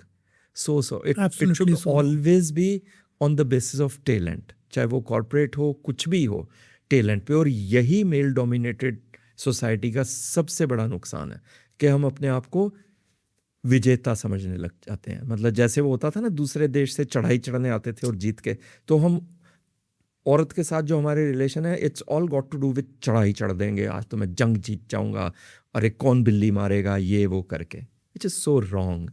We need to actually think of them as are equal and उनको बिल्कुल सेक्स से हटा के हमें हर औरत की तरफ देखना चाहिए. आपकी पहली मूवी थी 2018 में भारत, सलमान जी के साथ. जी. डायरेक्ट एंट्री बॉलीवुड में आप करते, वो भी एक बहुत बड़े स्टार के साथ. जी. कैसे किया आपने? हाँ, और बहुत बड़े कास्टिंग उनके मुकेश चाबड़ा जी ने की थी कास्टिंग उसके लिए. मुझे लगा कास्टिंग काउच की बात हो रही. Actually but of a different nature. मैं अपने घर में था, शूट के बाद मैं आया था, शाम का टाइम था, मुझे सारा सीन एकदम, बिकॉज कुछ चीज़ें ऐसी होती हैं जो आपके दिमाग पे छप जाती हैं. तो मुझे कॉल आया उनके किसी, ऑफ कोर्स उनके ऑफिस में कोई काम करने वाले का, जैसे आपके पास टीम है तो वैसे ही. एंड दे सेड कि ऐसे एक बहुत बड़ी मूवी है, नाम नहीं बताएंगे, स्टार नहीं बताएंगे, और आपको जो है ना एक सीन फिल्म करके भेजना है if you are interested in acting. कभी किया है पहले? आई सेड ऐसे छोटा मोटा कहीं शॉर्ट फिल्म ये वो, but not in a feature film. तो ही सेड कि ठीक है, आपको कुछ नहीं करना, आपको अपने बेड पे लेट जाना है. Now that is where I said the casting couch. Bed पे लेट जाना है. लेट जाना है, and that is a hospital scene. अच्छा, सूख कपड़े पहन के लेटना है. ओके जी. और आप बीमार हैं बहुत, और बहुत ढूंढने के बाद आपका बेटा हॉस्पिटल में आता है, एंड आप उसको देखते हो, और उसी सीन में आपकी डेथ हो जाती है. तो आपने ये सारी इमोशंस जो है ना कन्वे करनी है एक खुद ही फिल्म करके. अच्छा, तब क्या था कि वो ये लाइट्स और ये सब नहीं होता था. तो मेरे पड़ोस में एक बच्चा रहता था, कॉलेज में पढ़ता था, वो मेरा बहुत बड़ा फ़ैन था.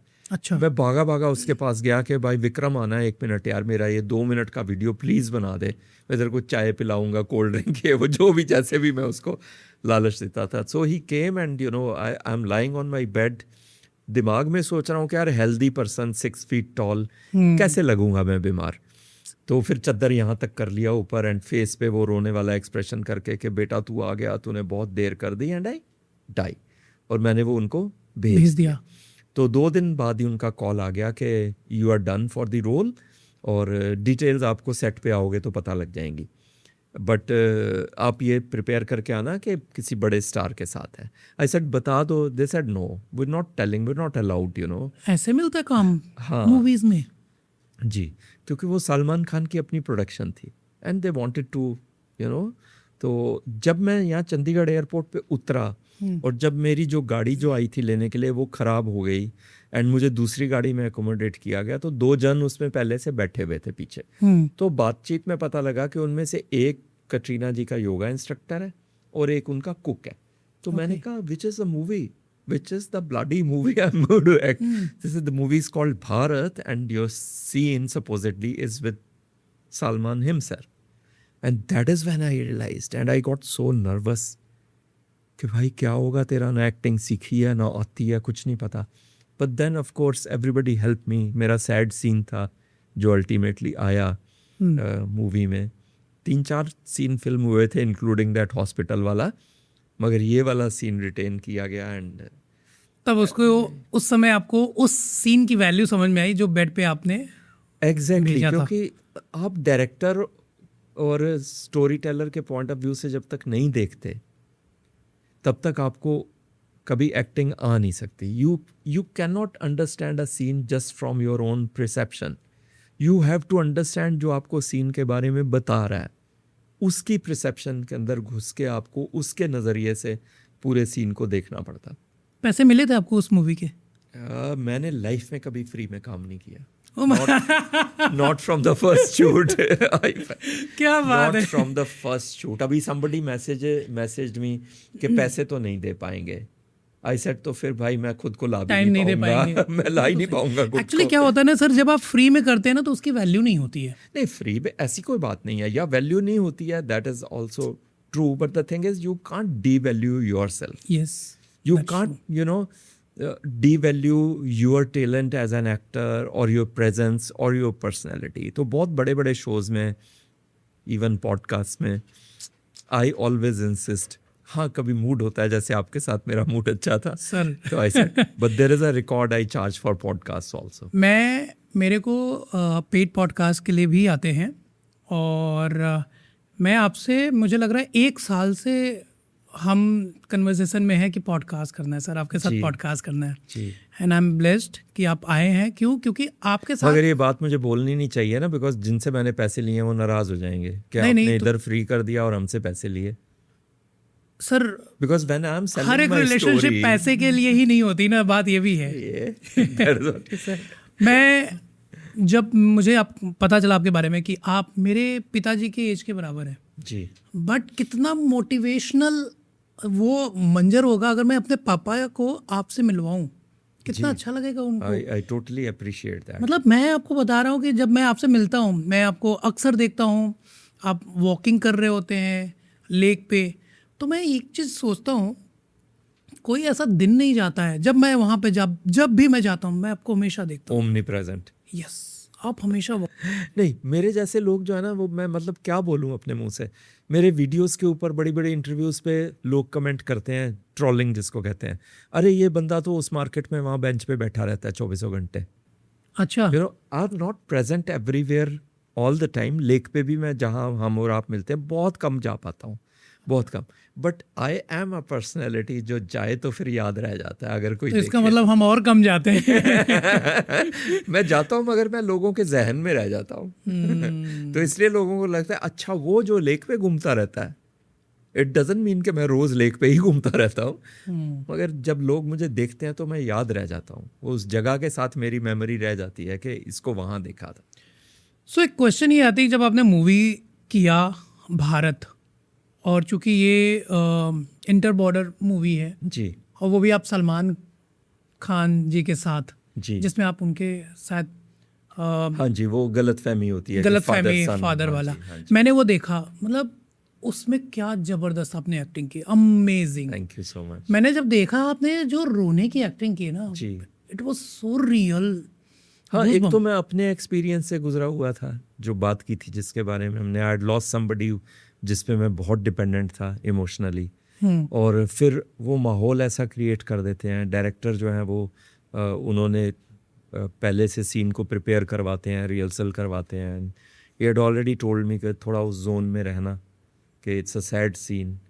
तो कैसे इसके, मतलब जो रोने वाली एक्टिंग होती है मूवीज में, उसको कैसे प्रैक्टिस कराई जाती है, थोड़ा सा बताइए मेरे ऑडियंस को। नहीं, दे सजेस्ट कि ये तरीके हैं कि जिससे आप अपने मूड को उस जोन में एक तो कैरेक्टर में घुसना बहुत ज़रूरी है कि आपके साथ ये सच में ऐसा हुआ हो अगर, तो मतलब एक एक चीज जो आप एक्टिंग कर रहे होते हैं उसको आप रियलाइज करते हैं। इंटरनलाइज करना पड़ता है, आपको उस जोन में जाना पड़ता है। मैं 3-4 दिन सैड गाने सुनता रहा माय गॉड। और मूड जो है बहुत मेरा डार्क हो चुका था, तो बहुत ग्लूमी मूड में चला गया हुआ था, तो एक टेक में ही हो गया था मेरा ये सीन। हाँ 3-4 टेक करने पड़े बिकॉज द डायरेक्टर सेड के किसी में ज़्यादा रो, किसी में कम रो, किसी में थोड़ा सटल रोना मेरा। दे सेड आपको ग्लिसरिन चाहिए, I said no I don't require glycerine at all, और ग्लिसरिन नहीं यूज़ किया बट फिर भी आंसू जो है वो परफेक्ट। मुझे बड़ा अच्छा लगा, मतलब ये सीन मैं यहाँ पे डालूंगा कि क्या ज़बरदस्त आपने एक्टिंग किया। तो कई लोग हैं जो एक्टर्स बनना चाहते हैं, मॉडलिंग की इंडस्ट्री में आना चाहते हैं जी। उनके लिए 3 टिप्स क्या होंगे? देखिए ऐसे मतलब सबका अपना पर्सनल एक एक्सपीरियंस होता है। जी। जो मेरा खुद का एक्सपीरियंस रहा है as an actor, you have to look deeper at everything. एक होता है ना सरफेस पे सतह के ऊपर, शैलो वाटर्स में आप स्विम नहीं कर सकते, नहीं कर सकते। you have to take life more deeply, you have to analyze every situation। जब भी मैं किसी को बात करते हुए सुनता हूँ, ओवर ईयर करता हूँ, तो मैं सिर्फ सुन के उस बात पे उनको जज नहीं कर लेता। मैं नॉर्मली ये कोशिश करता हूँ कि ये बोलने के पीछे उसकी पर्सनैलिटी क्या है, उसकी पर्सनैलिटी का क्या हिस्सा है जो उसको ये बोलने पे मजबूर कर रहा है। और दूसरा ये कि आप जितना इंटरनलाइज कर सकते हो, जो आपके पास मेरी एज तक जो एक्सपीरियंस का बैंक है आपके पास, वो किसी भी एक्टिंग स्कूल से बहुत बड़ा है। एक्टिंग सीखना ज़रूरी है, यंगस्टर्स के लिए ज़रूरी है बिकॉज एक्सपीरियंस नहीं होता उतना। मगर जो लोग 50s में या 60s में एंटर करना चाहते हैं इंडस्ट्री में, उनको मेरी ये सलाह है कि अपने जीवन में जो उतार चढ़ाव आए हैं उन्हीं से रिलेट कीजिए आप अपने रोल्स को। और तीसरा सबसे बड़ा ये है कि जो लाइंस आपको दी जाती हैं उसके पीछे डीपर इमोशन क्या है। अब ठीक है ना, अब एक लाइन आपको दे दी, आपको उसको बोलना है I love you, right, but वो किस स्टेट ऑफ माइंड से आप आए हैं? क्या आपको कभी किसी ने जीवन में आई लव यू नहीं बोला तो आपका बोलने का तरीका दूसरे को, या आप चाहते हैं कि वो आपको जवाब दे, आप उससे सुनना चाहते हैं तो आप एक डिफरेंट मेथड से बोलेंगे। तो डीपर जो है ना सरकमस्टांसिस को समझना कि वो कैरेक्टर। मैंने एक मूवी की है the bench, it is a short film, it's there on YouTube with millions of views, जिसके लिए मुझे बेस्ट एक्टर का अवार्ड भी मिला। ओह हाँ जी। तो जी तो उसमें कैरेक्टर ये है कि वो अपनी ग्रैंड डॉटर के लिए, वो कपल जो है ना एक गार्डन में घूम रहे हैं एंड दे आर यर्निंग के कोई उनको उनकी ग्रैंड डॉटर, तो फेसबुक नया नया बना था उन दिनों में, तो एक यंग मैन बैठा होता है, उसको वो रिक्वेस्ट करते हैं कि फेसबुक प्रोफाइल क्रिएट कर दे हमारा, सो दैट हम अपनी ग्रैंड डॉटर को उसके फेसबुक के प्रोफाइल से देख सकें। So the entire movie is based on old couple who are thrown out of their home and who are yearning for their, मन में एक दर्द है ग्रैंड चिल्ड्रन के लिए। तो इवन दैट रोल बहुत इजीली मेरे से हो गया बिकॉज मेरे पास बिछड़ने का एक ऐसा एक्सपीरियंस था। मैंने जीवन में जो भी मैं अपना मानता था वो सब मैंने खोया है हर स्टेज पे, चाहे नौकरी कह लीजिए या परिवार कह लीजिए या जो भी है। तो इसलिए वो उस रोल में मैं, और स्विच ओवर कैसे करते हैं हम लोग, मुझे उस शूट के बाद एक फैशन इवेंट में जाना था और यहाँ मैं एक ओल्ड पर्सन कुर्ता पजामा में एंड ऑल दैट, और वहीं पे फिर मैंने शूट के बाद जो है चेंज किया and I came out in my glamorous अवतार, और उसको बिल्कुल भूल गया और वो फैशन इवेंट जो है मैं एज अ मॉडल और पब्लिक पर्सनैलिटी करके आया। So actors should be ready for switch over, फटाफट हर रोल को अडॉप्ट करना, हर सिचुएशन को, ये सब चीज़ें हैं। सर आपने थोड़ी देर पहले बताया कि सुसाइडल, जी मैं डायरेक्ट पूछता हूँ, हाँ, आप इतनी ज़्यादा दुखी मन से आपने लाइफ बिताया है अपने सक्सेस वाले लाइफ से पहले, जी, तो कभी आपके दिमाग में सुसाइडल थॉट्स आए? बिल्कुल आए। कैसे ओवरकम किया? देखिए फिर दिमाग में यही लगा, मतलब आए थॉट्स वो, बट मुझे लगा कि यार दैट विल बी एस्केप। इतनी मतलब मुझे स्पिरिचुअल जो है ना क्लैरिटी थी कि प्रॉब्लम से आप बच नहीं पाओगे, दे माइट कम बैक उससे ज़्यादा फोर्स में टू टीच मी लेसन कि मुझे जीवन का रिगार्ड जो है वो कैसे करना है। और दूसरा मुझे सबसे बड़ा ये लगा कि जिन लोगों ने मुझे सप्रेस किया, ओप्रेस किया, या जिनकी वजह से मैं दुखी था, उनकी तो जीत हो जाएगी, और मुझे उनको ही तो नहीं जीतने देना था, मुझे अपने आप को जिताना था। और वो आप जीते जी ही कर सकते हो। आप अपनी लाइफ को 360 डिग्री टर्न करके एक गाना है पंजाबी का, खुश ते होएगा बहुत मैनू खुश देख के। कहने का मतलब यह है कि तू दुखी तो बहुत होगा मेरे को खुश देख के, है ना। My success is the biggest slap and revenge in the face of people whosoever who try to suppress me, oppress me, और जिन्होंने भी मेरे साथ जो भी जुल्म किए, चाहे दफ्तर में, चाहे पर्सनल लाइफ में, चाहे जहाँ भी। मेरी सक्सेस उन लोगों के फेस पे बहुत तगड़ा रिजाउंडिंग थप्पड़ है, जिसकी गूंज जो है वो बहुत दूर तक जाती है। जी, मेरा ये मानना है, इसलिए नहीं किया सुसाइड। और शायद इसीलिए जब आप चलते हैं तो लोग जलते हैं। जी बिल्कुल बिल्कुल। और ऐसे लोग भी हैं जो दफ्तर में कभी जिन्होंने मुझे बोला तुझे उठवा के बाहर क्यों ना फिंकवा दूं, कुछ ऐसे अफसर भी आए, अच्छा, ऑफिसर्स। अब वो कई लोगों ने मेरे को देखा है कि मैं, वो कहीं बैठे हुए हैं और मैं बैठा हुआ हूँ और लोग सेल्फीज खिंचाने आ रहे हैं, तो मैं ऐसे देखता हूँ कि अब कौन फेंका गया बाहर।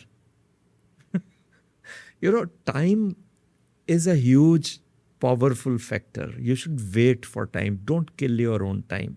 समय जैसे चल रहा है नेचुरल वे में, उसको पूरा let it run it's full course. मैं सबको यही कहना चाहूँगा, कुछ नहीं पता जीवन में कब जो है परिवर्तन आ जाए। सो हार मत मानो कभी जीवन से। क्या बात है, बहुत बढ़िया। टाइम मैनेजमेंट पे थोड़ा सा बात कर लेते हैं, क्योंकि आप एक सक्सेसफुल मॉडल है, रोल मॉडल है, रादर एक्टर भी हैं जी और आप एक बिजनेस भी रन करते हैं। जी। तो आप क्या हैं, क्या क्या करते हैं, और उसमें टाइम कैसे मैनेजमेंट करें? मुझे कभी उस हिसाब से दिक्कत नहीं आई, ना मैंने कभी मैनेजर रखा है। हाँ, मेरी टीम ज़रूर है, बिजनेस में भी टीम है और अदरवाइज़ भी टीम है जो मुझे सपोर्ट करते हैं, मगर मैं बहुत कूलली सारी चीज़ों को खुद हैंडल करता हूँ। उसके लिए मुझे, हाँ, कई बार जैसे ट्रैवल बहुत रहता है। अभी रिसेंटली इस साल में मैंने बहुत ट्रैवल किया है, देश विदेश, देश के अंदर, ये वो। तो वहाँ थोड़ा सा चैलेंज आ जाता है कि आप कैसे, मतलब सब चीज़ों को, वक्त निकला जा रहा है और आपको किसी जगह पे पहुँचना है इन टाइम, तो करवा देता है ऊपर वाला। मैं मतलब लगा ही रहता हूँ खुद, और उसके लिए मुझे लगता है कि काम को जब आप अपना आराम बनाएंगे तो तभी वो बहुत अच्छे से आराम से हो जाएगा। So I don't segregate between work and personal life. मेरी पर्सनल लाइफ में भी मैं काम ही कर रहा होता हूँ, एंड उसको मैं ये नहीं मानता कि यार अब मुझे काम से जो है छुट्टी की ज़रूरत है। ऐसा कुछ नहीं है। काम आपका जीवन अगर हो जाए, उसी से आपको सब कुछ मिले, आपका मतलब पूरा लाइफ जो आपके काम के ऊपर अगर टिका हुआ है, तो उससे अच्छी बात और क्या होगी। I feel very productive, very very productive in doing my work and doing it 24/7। कोई दिक्कत नहीं है टाइम मैनेजमेंट की। क्या बात है। आज आप 67 ईयर्स के हैं। जी। अगर आप 24 साल के होते आज, हाँ। तो अपने 24 साल वाले दिनेश मोहन को आप क्या शिक्षा देना चाहेंगे, क्या सिखाना चाहेंगे? हाँ ज़रूर। मेरे दिमाग में भी कई बार आता है, क्योंकि मैंने भी रील्स वगैरह में देखा है कि आप अपनी यंगर सेल्फ को क्या बोलना चाहेंगे। तो I would just like to say trust yourself more, start listening to yourself more. और मैंने एक इस पर रील भी बनाई है जो काफ़ी गई है, मिलियन से ऊपर व्यूज़ है उस पर, जिसमें मैंने बोला है कि समाज समाज समाज जो हम करते रहते हैं, समाज आपको देगा क्या? क्या देगा? हर रिश्ते में आप टूटोगे ही। कभी अच्छा बेटा, कभी अच्छा बाप, कभी अच्छा भाई, कभी अच्छा पति, कभी अच्छा दोस्त। मतलब दूसरों के मापदंड पे जब तक आप उतरने की कोशिश करते रहोगे, let me bet on this कि आप उस मापदंड पे कभी पूरे उतरोगे ही नहीं। सो वो मापदंड आपको अपने खुद ही बनाने पड़ेंगे कि आप जीवन से क्या चाहते हैं। तो I would tell the younger Dinesh Mohan के अपने लिए खुद डिसाइड कर, दूसरों को ना डिसाइड करने दे तेरे लिए। किसी ने कुछ कहा, वो कर लिया, वो मत करो। See your own aesthetics, have clarity कि आपको जीवन से क्या चाहिए। और खुशी जो है ना, और इंडिपेंडेंस, मेंटल इंडिपेंडेंस, वो जीवन का बहुत बड़ा एम है। I guess that is the only aim, कि हम किसी पे डिपेंडेंट ना हो और हमारी खुशी जो है हमारे से शुरू होके हमारे पे अंत हो जाए। ये बहुत ज़रूरी है। आपके लिए सबसे ज़्यादा मायने क्या रखता है, सेल्फ कॉन्फिडेंस या कंसिस्टेंसी? Self confidence. मुझे आज तक यहाँ तक जो मैं पहुँचा हूँ सिर्फ अपने कॉन्फिडेंस के बेसिस पे पहुँचा हूँ। जब मुझे सलमान खान के सामने बिठा के या रजनीकांत जी के साथ या बहुत बड़े बड़े कैमरे जो हैं वो फेस पे आ गए, जहाँ अच्छे अच्छे टूट जाते हैं, मैंने डायरेक्टर्स को देखा है कैमरे के सामने कांपते हुए। वहाँ सिर्फ मेरा कॉन्फिडेंस कि ये जीवन और मृत्यु नहीं है, जो तू देख के आया उसके सामने ये कुछ नहीं है। तो वो कॉन्फिडेंस जो है उसने हमेशा मेरी मदद की। I never forget my lines, never in life even once, बड़े बड़े एक्टर्स के सामने। और कभी मैं नर्वस नहीं फील किया मैंने किसी भी सिचुएशन में। I have always had this confidence कि मैं चाहे बिना अपने नॉर्मल हेयर स्टाइल में बिल्कुल सीधे साधे कपड़े डाल के भी अगर एक रूम में एंटर करूँगा, everybody will look at me, everybody. I have that confidence in myself. क्या बात है, ग्रेट जी self confidence, self confidence, self confidence, हर कोई बात करता है जी। लेकिन इसको एक्चुअल में कैसे बढ़ाएं? 5 टिप दीजिए सेल्फ कॉन्फिडेंस बढ़ाने के। अपने आप से प्यार करके, अपना पहला। रिगार्ड करके, अपने थॉट प्रोसेस को एक्सेप्ट करके, है ना। जब तक आप खुद से प्यार नहीं करेंगे, खुद को क्रिटिसाइज करते रहेंगे, खुद को जज करते रहेंगे, हम कहते हैं ना you have to be non judgmental, है ना। ये बहुत बड़ी बात है जो मैं बोलने जा रहा हूँ। उसको सब लोग क्या मानते हैं, मैंने उसका मजाक नहीं उड़ाना, मैंने उसको काला नहीं बोलना, मैंने उसको मोटा नहीं बोलना, and I am being non judgmental. I am sorry. आप अपने आप को जब जज कर रहे हैं किसी भी सिचुएशन में, तो आप सबसे बड़े नॉन जजमेंटल व्यक्ति हैं। जब तक आप दूसरों को करो या ना करो फ़र्क नहीं पड़ता। आप खुद को जब तक अप्रूव नहीं करते तब तक आप एक्चुअली नॉन जजमेंटल कैसे बनोगे? खुद को आप पसंद नहीं कर रहे और आप लोगों को कह रहे हो मुझे पसंद करो, मेरी कमियां मत देखो। जब मैं खुद अपनी कमियां ही निकालने के लिए पैदा हुआ हूँ, अपनी कमियां ही दूर करने के लिए पैदा हुआ हूँ जीवन में। See, progress is another thing. That is my achievement. But trying to change my personality constantly, why would I do that? किस लिए? मैं जो हूँ, जैसा हूँ, मैं परफेक्ट हूँ अपने लिए, अपने हिसाब से, अपनी दुनिया में। जब तक मुझे ये समझ नहीं आएगी तब तक मैं आगे कैसे बढ़ूंगा? नहीं तो मैं तो फिर धक्के ही खाता रहूँगा कि यार तेरे में ये कमी है, अब वहाँ जा उससे ये सीख, अब वहाँ जा उससे ये सीख, अब ये कर तो तेरी पर्सनैलिटी बेटर होएगी, वो कर तो मेरी पर्सनैलिटी बेस्ट है मेरे लिए। Why would I listen to gossips and the noise? तो अपने आप को अप्रूव करना जो है ना वो बहुत ज़रूरी है और वहाँ से बिल्टअप होता है। अदरवाइज नहीं, फाउंडेशन वीक है तो कैसे करोगे? True that. या सेल्फ कॉन्फिडेंस के चक्कर में कभी कभी हमारा सेल्फ लर्निंग मोड ऑफ हो जाता है। तो कॉन्फिडेंस के साथ साथ लर्निंग मोड पे भी काम कैसे करें?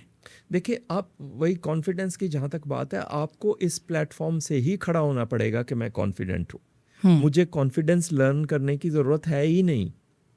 मैं कॉन्फिडेंट हूँ, मैं जैसा भी हूँ। मेरे सर्कमस्टांसेस हैं, मैं गांव में पैदा हुआ हूँ, मेरे को इंग्लिश बोलनी नहीं आती, मैं इंग्लिश को इतनी इंपॉर्टेंस ही नहीं देता, मेरी कम्युनिकेशन स्किल्स बहुत बेस्ट हैं जैसा भी मैं हूँ, है ना। तो उस प्लेटफॉर्म से स्टार्ट करना जो है वो बहुत ज़रूरी है। लर्निंग प्रोसेस तो फिर जीवन में लर्निंग ही तो है। किस चीज़ से हम सीख रहे हैं? हर चीज़ से, हर सर्कमस्टांस से। जो मैंने कहा कि थोड़ा डीपर सोचिए हर चीज़ के बारे में कि अगर मेरे सामने आप बैठे हो तो आप ऐसे क्यों हो। अगर मैं सीधा ही कह दूंगा बेकार है तो कैसे चलेगा भाई? तो हर चीज़ को ठीक से अंडरस्टैंड करना, हर सिचुएशन से डिस्पैशनेट होके अपने आप को हटा के उस सिचुएशन से उस सिचुएशन को एनालाइज करना कि मेरे जो थॉट प्रोसेस हैं वो इस सिचुएशन में मैंने नहीं घुसाने, उसको मैंने अपने हिसाब से नहीं देखना, उसको दूसरे के हिसाब से देखना। सो that is the best learning process that I can initiate. बहुत से क्वेश्चंस हैं अभी भी और टाइम की कमी हो रही है। बिंदास पूछिए। भूख तो नहीं लगी है? कुछ मंगवाया सर? कॉफी, चाय, कुछ भी? Thank you so much. कैसे कंट्रोल करते हैं? मतलब मैं देखता हूँ कि आप शुगर अवॉइड करते हैं जी। सारी चीज़ें अवॉइड करके आप एक अच्छी लाइफ जी रहे होते हैं। वो व्यक्ति जो हमें देख रहा है इस समय, अराउंड 50+ 60 के आसपास हो, जो मोटा भी है, उसको आप 3 ऐसी एडवाइस दीजिए जो अपनी लाइफ में वो आगे बढ़ पाए इस एज में भी। क्यों एडवाइस दूं उसको अगर वो मोटा है तो? क्योंकि वो आपको पसंद करता है, वो आपको चाहता है कि भाई आप तो मैं भी उसको रोल पसंद मॉडल करता हैं। हूं। मैं भी उसको पसंद करता हूँ। मैं उसको क्यों कहूँगा कि तू मुझे पसंद नहीं है, तू मोटा है? प्रॉब्लम ये है Why would कि I say that? प्रॉब्लम ये है I take him perfect as what he is. That is the problem ना, कि हम दूसरों को जब ये सोचते हैं कि नहीं we are in a position to advise others, पर नॉट। उसका अपना जीवन है। मैं हर किसी को, मैं इंडियन आइडल में जब गया था तो मैंने वहाँ पे जाके बोला था, अनु मलिक जी ने मेरे को बोला जो आप बोल रहे हो, कैसे सारी चीज़ों को यार आप कैसे जीते हो, कुछ खाते नहीं है वो है। आई सेड मैं जो खाता हूँ वो मुझे उतना ही पसंद है जितना आपको हलवा पूड़ी और मीठा पसंद है। मेरी ज़बान को वो टेस्ट ही नहीं रहा अब मीठे का। It's just my own thinking. तो जी। अगर आप, बात वहीं आ जाती है, अगर आपको हेल्थ प्रॉब्लम नहीं है और आप मेरे वेट से ज़्यादा वेट को कैरी करते हैं तो मैं क्यों आपको सलाह दूंगा। आप सलाह मेरे से लीजिए कि मेरे को बहुत प्रॉब्लम है कि मैं मोटा हो गया हूँ और मुझे उससे ये दिक्कतें आ रही हैं, तो मैं आपको सलाह दूंगा। अगर आप खुश हो खाते पीते हुए, मोटे या पतले, मुझे क्या फ़र्क खुश पड़ता रहो है? तो लेकिन जो लोग कहते हैं कि 40-45 के बाद कुछ नहीं हो सकता ज़िंदगी में, जी, उनको अपने थॉट्स में क्या चेंजेस लाना चाहिए? ऑब्वियसली सब कुछ किसी भी समय पे हो सकता है। किसी भी, अभी मैं देख रहा था वीडियो, एक 77 ईयर ओल्ड पर्सन जो है वो 77th बर्थडे पे बंजी जंपिंग करके आया। यू नो वो जो उल्टे लटक के कूदते हैं। और मुझे कैसे पता लगा कि उसमें किसी जन ने लिखा कि you are not better than Dinesh Mohan. तो मैंने उसको जवाब दिया कि आपने जीवन को एक कांस्टेंट प्रतिस्पर्धा क्यों बना रखा है?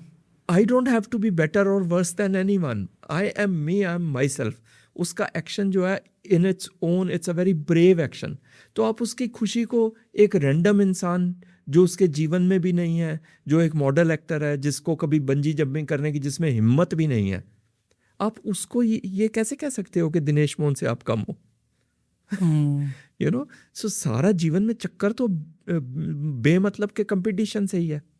तो कौन कहता है कि आप 40-45 के बाद जो चाहो वो नहीं कर सकते? जिसमें जो करने का दम है वो कर सकता है। दम आपके अंदर से आना है, वो बाहर से किसी ने नहीं देना। मुझे किसी ने नहीं कहा कि मॉडल बन जा, एक्टर बन जा, या तेरी लुक्स जो है ऐसी हो जाएंगी, या इवन ये भी किसी ने नहीं कहा मेरे परिवार में कि वेट लॉस कर। किसी ने नहीं कहा। सब कुछ मैंने खुद अपने थॉट प्रोसेस के हिसाब से किया। सबने मेरी मदद करी, मुझे सपोर्ट किया। जब मैंने जो कहा कि मुझे ये करना है, मेरी सिस्टर और ब्रदर इन लॉ ने कहा बिंदास करो हम तुम्हारे साथ हैं। मगर कोई मुझे ज़बरदस्ती नहीं करा सका आज तक कुछ भी। सब अपने से ही होएगा, अपने सेल्फ, अगर विल पावर नहीं है तो कुछ भी नहीं हो अब सकता है। बच्चों के घर में बैठ के आप सुनोगे अगर, है ना, तो वो तो यही कहेंगे आराम करो, सारी उम्र आपने मेहनत की है। But now the concept of आराम इज इन योर माइंड। अब किसको आराम? आप घर में बैठ के सड़ने को अगर आराम मानते हो तो ज़रूर सड़ो बैठ के, उससे किसी को क्या लेना। अब देखिए अहमदाबाद की 2 लेडीज़ की स्टोरी जो है वो टीवी पे भी आई है और आजकल वायरल भी है कि वो 87-83 ईयर्स की 2 सिस्टर्स हैं, परिवार में वही बची हैं, और वो सुबह स्कूटर निकालती हैं अपना और साइड कार है उसमें लगी हुई, एक बहन उसमें बैठती है, एक चलाती है, कि किधर चलें बहना आज। अच्छा। And they roam around Ahmedabad. उनको 25 साल हो गए हैं ये करते हुए। अच्छा। Every day, every single day they go to different breakfast places, they go out for lunch, they just go and visit parks and they are on the roads. पूरे अहमदाबाद को पता है, ठीक है। और एक तरफ दूसरे लोग हैं जो रिटायरमेंट हुई नहीं, और बाहर जाके क्या करना है? क्या करेगा तू बाहर जाके? पैसे खर्च के आएगा ना बेमतलब के, घर पे खाना नहीं मिल रहा तुझे, बैठ यहीं पे घर पे बैठ। क्यों जाएगा बाहर? आवारागर्दी करेगा अब रिटायर होके? It's just your own mind set. आपको जो सूट करता है, आपको घर बैठ के पसर के अगर आपकी सेहत अच्छी रहती है ज़रूर करो, और अगर आपको बाहर जाके अच्छा लगता है ज़रूर करो। कोई पैरामीटर दूसरे पे थोप सकता ही नहीं। तो मुझे ये अच्छा लगता है, मैं रोज़ रेडी हूँ, बाहर जाऊँ, सेम जगह पे जाऊँ, चाय पी के आऊँ, बैठ के आऊँ, सोच के आऊँ जीवन के बारे में। जिनको घर बैठना अच्छा लगता है उनको वो मुबारक। It's as simple. ये जो हमने जो परिभाषाएं बनाई हुई है ना, यही तो दुखी करती हैं इंसान को। रिटायरमेंट के बाद घर बैठ जाओगे तो बीमार हो जाओगे। क्यों? सारी उम्र अगले ने मेहनत की है, इतने पैसे कमाए हैं, तुम्हें यहाँ तक ले आया, अब जो मन करे। अब उसको घर में तो आराम से बैठने दो। यहाँ आते ही कॉम्प्लेक्स क्रिएट कर दो कि नहीं घर बैठोगे तो बीमार पड़ जाओगे। क्यों पड़ जाओगे बीमार? आप अप्रूव करो अपने एक्शंस को खुद। नहीं मुझे घर बैठना है, बैठूंगा भाई, पढ़ूंगा, बीमार देख लूंगा। मतलब वो करो जो मन करता है, जो आपका मन करता है। दूसरे जो कह रहे हैं वो मत मानो, बिल्कुल मत मानो। मतलब कोई अगर ये सोचे कि अगर आप 67 के एज में एक मॉडल, एक एक्टर बन सकते हैं, तो ऐसा नहीं है कि हर कोई बन ही सकता है। मन होना चाहिए। या ये कि कोई और नहीं बन सकता, या कोई और नहीं बन सकता। सब बन सकते हैं। मैं कहता हूँ मेरे से गुड लुकिंग, मेरे से बेटर लुकिंग, ज़्यादा टैलेंटेड लोग बैठे हैं, पर वो क्यों नहीं कर पाते? क्योंकि उनमें हिम्मत नहीं है, क्योंकि उनके घर वाले नहीं मानते, क्योंकि उनके फ्रेंड सर्कल, उनका समाज नहीं मानता, उनका फैशन करने पे मजाक उड़ता है कि इस उम्र में तू ये कपड़े डालेगा। भाई उम्र का क्या लेना देना आपकी सोच से? अगर आपका मन है ये कपड़े डालने का, ज़रूर डालो ना, और किसी और के लिए मत करो, अपने लिए करो। मैं जो भी जैसे भी ड्रेसअप होता हूँ, जैसे ये बाल मैंने लगाए हैं, मैं दूसरों के लिए थोड़ी लगाता हूँ। This gives me happiness. मेरा जिस दिन मन होता है मैं उस दिन एक्सटेंशंस लगाता हूँ, जिस दिन नहीं मन होता मैं नहीं लगाता। मैं अपनी खुशी के लिए कर रहा हूँ, दूसरों को इम्प्रेस करने के लिए नहीं कर रहा।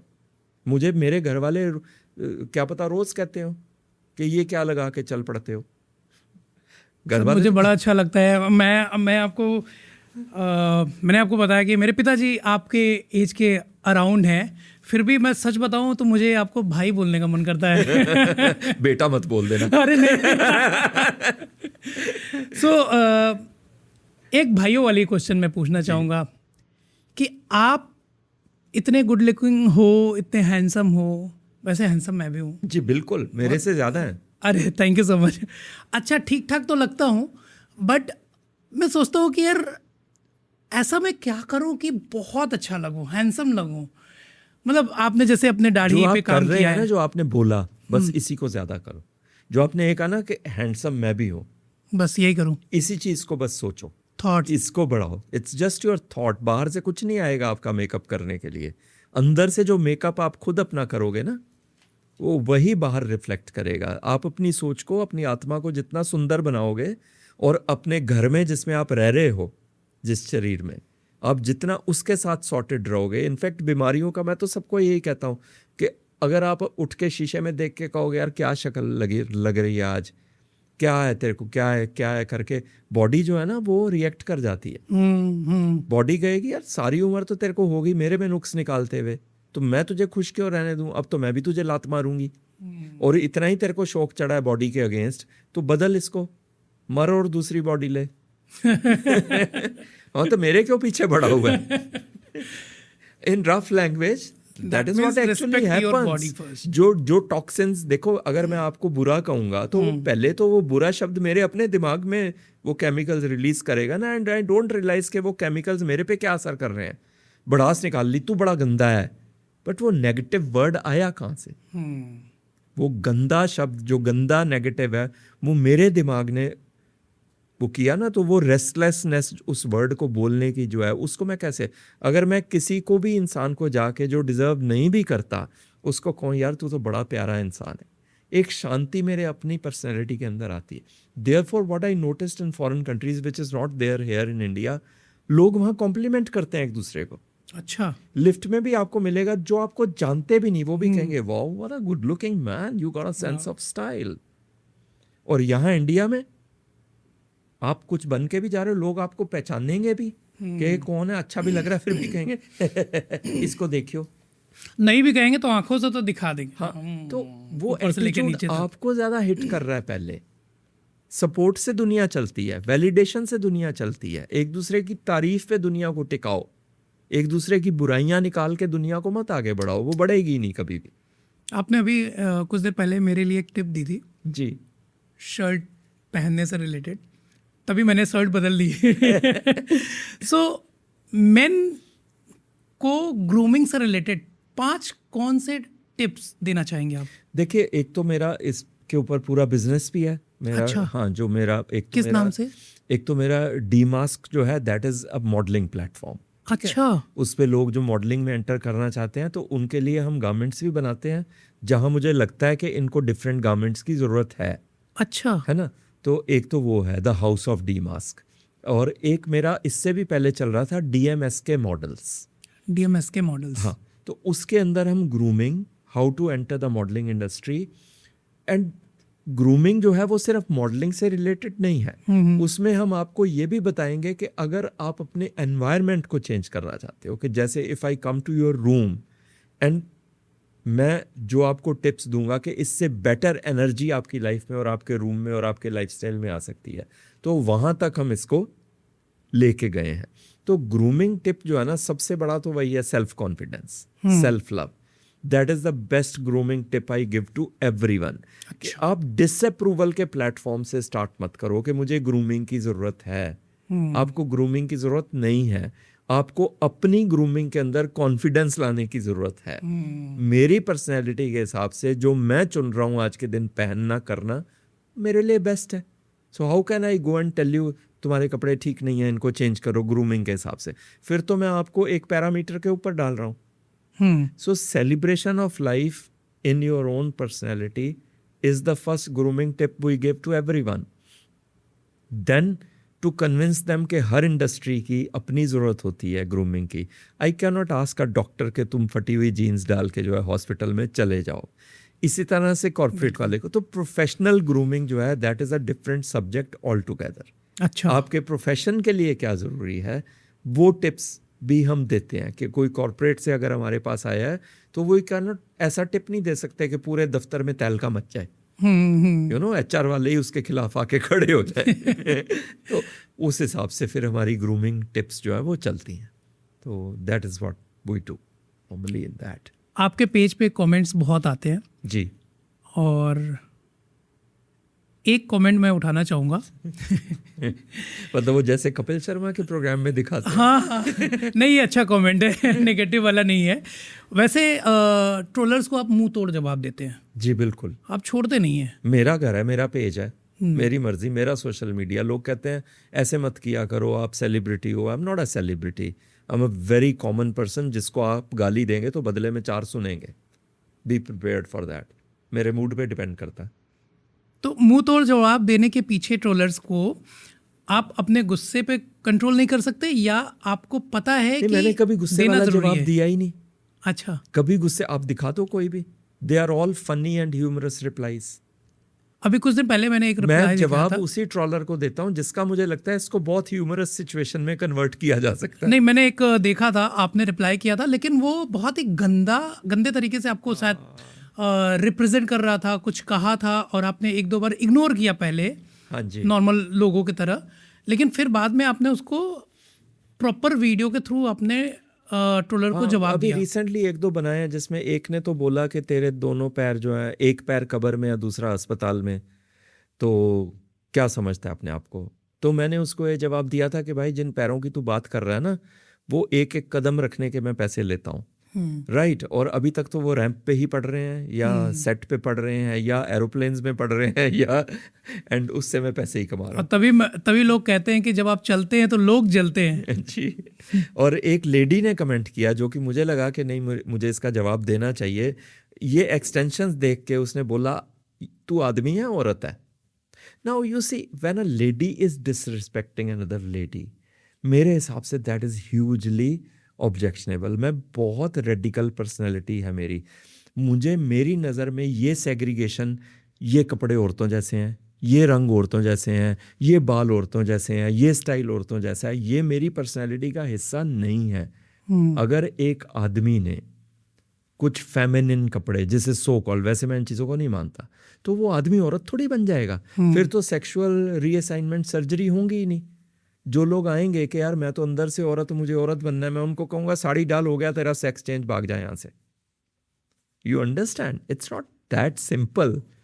तो इस तरह लंबे बाल करने से ये क्या कि तू आदमी है कि औरत है। तो मैंने उसको फिर ह्यूमरस रील में ही जवाब दिया है कि बहन, तेरे घर में ऐसी दाढ़ी मूछ वाली औरतें होती होंगी, तुझे आदत होएगी। मेरे यहाँ तो दाढ़ी मूछ जो है वो आदमियों को ही होती है सिर्फ। सो ये पहचानना मुश्किल नहीं है कि मैं आदमी हूँ या औरत हूँ, दिख रहा है सामने। तो तू खुद को देख कि तेरी जो सोच है वो किधर को जा रही है। सो आपके पेज से ही निकाला हुआ एक दूसरा कमेंट, वेट लूज करने के 5 तरीके क्या है? ये कमेंट मेरे उस पे है? नहीं, नहीं, होएगा, ज़रूर होएगा, but because I take this question in a professional category, you know. And जैसे मेरा अपना जो है इंस्टाग्राम चैनल जो है, उस पे मैं 1-to-1 जो कंसल्टेशन है उसके मैं चार्जेस लेता हूँ। सो इसलिए मैं इस कमेंट का कमेंट में कभी भी जवाब नहीं दूंगा, या दिया होगा मैंने कभी भी। सपोज ये क्वेश्चन हर एक आम आदमी का है, हर एक कॉमन पर्सन का है कि वेट लूज करने के 5 तरीके, और चूंकि आपने किया है, बहुत मिरेकल इसमें प्रूव किया है, तो वो 5 तरीके आप क्या बताना चाहेंगे ऑडियंस को? हाँ, देखिए ज़्यादा लंबा चौड़ा नहीं है, 5 तरीके तक जाने की ज़रूरत ही नहीं है। फर्स्ट तो डाइटरी चेंज है ही है, and that is the only method of weight loss, only method. उसके बाद सपोर्टिव एक्शन है कि आप जिम ज्वाइन करो, आप एक्सरसाइज करो, आप वॉक पे जाओ, सो दैट वो वेट लॉस आपका लाइफ लॉन्ग चले। जब तक वो आपकी हैबिट नहीं बनेगी वो डाइट, तब तक आप वेट लॉस के ऊपर, जिस भी कारण से आप वेट लॉस चाहते हैं। और दूसरा मैंने जो मुझे रियलाइज़ किया, again which is a radical thought, जिस विचार से आप खाना खाते हैं, चाहे आप कुछ भी खा रहे हैं, मीठा खा रहे हैं, फ्राइड खा रहे हैं, तला हुआ खा रहे हैं, जो उसको उठा के आपके मुंह में डालने तक के एक्शन में जो विचार आपके दिमाग में आ रहे हैं, that is the most important thought. क्या बात है। अगर आप फ्रस्ट्रेटेड पॉइंट ऑफ व्यू से खाना खा रहे हैं सिर्फ अपने गम को गलत करने के लिए ये मैं खा तो रहा हूँ पर मुझे पता है यार होगा वही जो मेरे साथ होता है, तो वही होगा। और अगर आप ये सोच रहे हैं यार रोटी जो है, ये खाना, ये मेरे से बड़ी पर्सनैलिटी इसकी नहीं है, तो वो खाना आपको सही से हजम होके सही से लगेगा। So the thought process behind diet is very important. The feeling that you give to your food, how much love you give to your food, how much regard you take it as life sustaining or weight giving. ये shift जो है ना attitude में जब तक नहीं आएगा, सो आप जिंदा रहने के लिए खाइए ना, आप मजे करने के लिए क्यों खा रहे हैं? क्या बात है। अच्छा, ऐसी कौन से 3 चीजें हैं जो कि आपको मॉडलिंग में सिखाई गई हैं? You fixated with numbers, right? 1 2 3 मैं नहीं मानता 1 2 3। कोई बात नहीं, 2-3 चीजें ऐसी कौन सी चीजें हैं जो आपने मॉडलिंग में सीखी हैं, लेकिन वो हर एक कॉमन पर्सन को सीखनी ही चाहिए? मैंने मॉडलिंग से सिर्फ एक ही चीज सीखी है, सेल्फ कॉन्फिडेंस, अच्छा, है ना, एंड सेल्फ एग्जिबिशन। क्या बात है। दैट्स मोर पर्सनल, बिकॉज क्या है, आप प्रोडक्ट बेच रहे हो, जो भी आप बिजनेस कर रहे हो आप प्रोडक्ट बेच रहे हो। यहाँ पे प्रोडक्ट क्या है? I am asking you. यहाँ पे प्रोडक्ट हमारा कन्वर्सेशन हम खुद हैं। हम खुद हैं। मॉडलिंग और एक्टिंग में प्रोडक्ट जो है वो मैं खुद हूँ, या एनी मॉडल और एक्टर। तो जब तक मैं अपने प्रोडक्ट को चमका के सबके सामने नहीं लाऊंगा तब तक वो बिकेगा कैसे? So I have to take care of myself as for as possible to put my best foot forward. And factory line नहीं है कि ये सुंदर गिलास में तैयार कर दूंगा ये बिक जाएंगे। यहाँ मैंने खुद को बेचना है, तो I have to give myself more importance. सो उसी को लोग कई बार जो है ना नार्सिसिस्टिक कह देते हैं, या उसी को कह देते हैं बड़ा एटीट्यूड है इसमें, but why not? I am selling my self, so I have to put the best product forward. So that is the difference. आपको किसी एक कॉन्टेस्ट में सिल्वर फॉक्स ऑफ इंडिया जी का खिताब दिया गया, जी। नाम दिया गया। ऑनलाइन कॉन्टेस्ट था वो। अच्छा। It was a US platform, और उसके बाद मुझे कभी वो दिखा भी नहीं, और शायद मैंने बॉदर भी नहीं किया, होता होएगा। बट जब मैं फेसबुक पे और इंस्टाग्राम पे आया, this was the first thing I noticed. जो इंस्टाग्राम पे जो आता है, एड्स वगैरह आती हैं, और मैं जब भी शूट पे जाता था ना, तो कोई कहता था मैं मिस्टर इंडिया रहा हूँ, कोई कहता था मैं मिस्टर एशिया रहा हूँ, कोई कहती थी मैं मिस इंडिया, मैं मिसेस इंडिया है वो। तो मुझे लगा कि टाइटल्स का जो है ना इस इंडस्ट्री में बहुत वैल्यू है। अच्छा। तो ये रैंडम कॉन्टेस्ट था बहुत, जिसकी कोई वैल्यू नहीं थी बिल्कुल भी, कि जो भी, जिनके बाल भी दाढ़ी मूंछ सफ़ेद है और दाढ़ी होनी चाहिए और बाल होने चाहिए जो सफ़ेद हों, तो वो अपनी फ़ोटो उसमें डाल सकते थे, क्योंकि यूएस में उनको सिल्वर फॉक्सेस कहा जाता है। ओके। जो लोग ग्रे को सपोर्ट करते हैं, रखते हैं।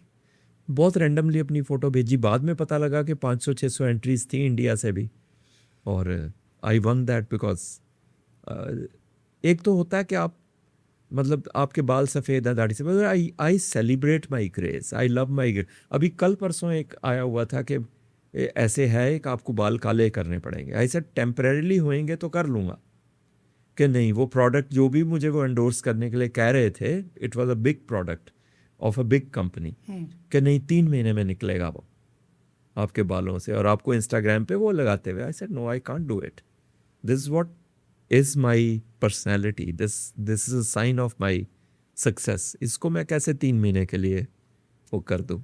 कभी आपने अपने बालों में या दाढ़ी में कभी डाई किया? हाँ जी, प्रोजेक्ट्स के लिए क्या, टेम्परेरी। अच्छा। टेम्परेरी। जैसे एक प्रोजेक्ट था, they were celebrating world photography day, तो उसमें उन्होंने फोटोग्राफी की हिस्ट्री को दिखाया था सेम पर्सन के थ्रू।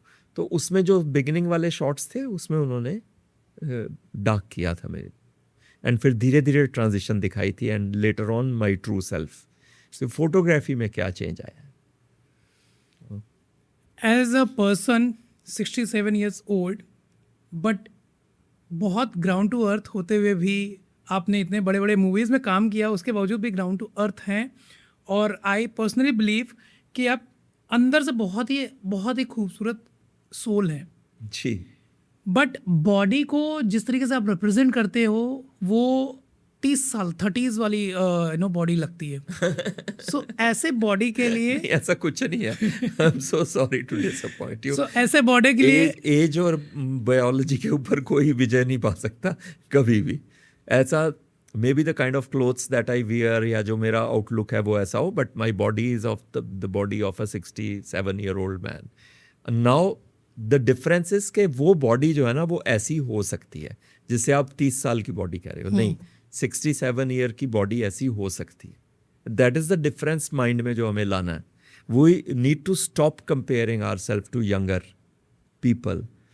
खूबसूरती का, कॉम्प्लीमेंट का ये पैरामीटर मैं नहीं मानता कि आप 67 नहीं लगते, आप तो 50 के लगते हो। मैं 67 का लग के बहुत खुश हूँ। मुझे 80 का भी कहोगे मैं बहुत खुश हूँ, मगर मेरे को मेरी एज से छोटा मत दिखाओ।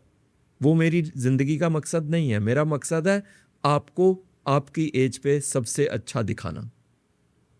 वो एग्जाम्पल सेट कर रहा हूँ मैं लोगों को जवान दिखने की होड़ में, यूजलेस होड़ में नहीं डाल रहा। $multi-billion इंडस्ट्री है again to look younger, which is such a waste of surgical talent. क्यों आप यंग दिखना चाहेंगे? क्यों आपने खूबसूरती का पैरामीटर यूथ को बना रखा है, जबकि दुनिया में इतने लोग जो हैं वो बूढ़े हैं। I don't use this term, senior age के हैं। दुनिया पे राज करेंगे सीनियर एज के लोग, एक समय जल्दी आने वाला है। अच्छा। तो फिर आप यंगर क्यों दिखना चाहेंगे? बताइए मुझे। We are going to be the rulers of this world. I am already ruling the industry at my age. अपनी टर्म्स एंड कंडीशंस पे काम करता हूँ इन्हीं बालों के साथ, तो मैं यंगर क्यों दिखना चाहूँगा? बट जैसे जैसे आपकी एज बढ़ती जा रही है, आपके चेहरे पे ग्लो भी बढ़ती जा रही है। इसके पीछे का राज क्या है? Because I am at peace with my self. सबसे बड़ा हथियार। सबसे बड़ा। अब नॉर्मल तो चलता ही है, कभी आप उठते हो मूड कुछ होता है, बट ओवरऑल अगर आप मेरे से पूछें, मुझे खुद से बहुत कम शिकायतें हैं। सर, अगर आपको बोला जाए 30 सेकंड में किसी को रैंप वॉक सिखाइए, जी। भाषण वाली बात नहीं है, किसी मोटिवेशन करने की बात नहीं, एक्चुअल में रैंप वॉक क्या होता है और कैसे सीखना चाहिए? देखिए, बहुत ज़्यादा फ्लूइडिटी आ गई है वहाँ पे भी, रैंप वॉक में भी। मेरे पास जो मॉडल्स आते हैं और जो हमारे जो फैशन शोज होते हैं मेरे अपने क्यूरेट किए हुए, उनमें मैं उनको बिल्कुल मॉडल्स की तरह चलना नहीं सिखाता। आई जस्ट टेल देम, जैसे आप मौज मस्ती में चलेंगे, आपकी ट्रू पर्सनैलिटी जो है वो रिफ्लेक्ट करनी चाहिए। आपको रोबोट नहीं दिखना है ना। Dinesh Mohan has to walk like Dinesh Mohan, somebody else has to walk like themselves. So उसी को सेलिब्रेट कीजिए। हाँ, डोंट फॉरगेट के लोग आपको देख रहे हैं, तो आप एकदम वो मौज मस्ती नहीं कर सकते, है ना। तो थोड़ा सा प्रोफेशनल टच के साथ आपको अपनी पर्सनैलिटी के हिसाब से चलना है। तो आई ऑलवेज, आपका हंसने का मन कर रहा है आप हंसो। आपका, मैं रैंप पे कहता हूँ लोगों को, बहुत सीरियस भी शो चल रहा है, आपका डांस करने का मन करता है, आप जाके कर दो। दैट इज योर पर्सनैलिटी, वो उसी को शोकेस कीजिए। रैंप की 3 बातें जो हर आदमी को सीखना चाहिए। लास्ट रहेगा ये 3 वाली।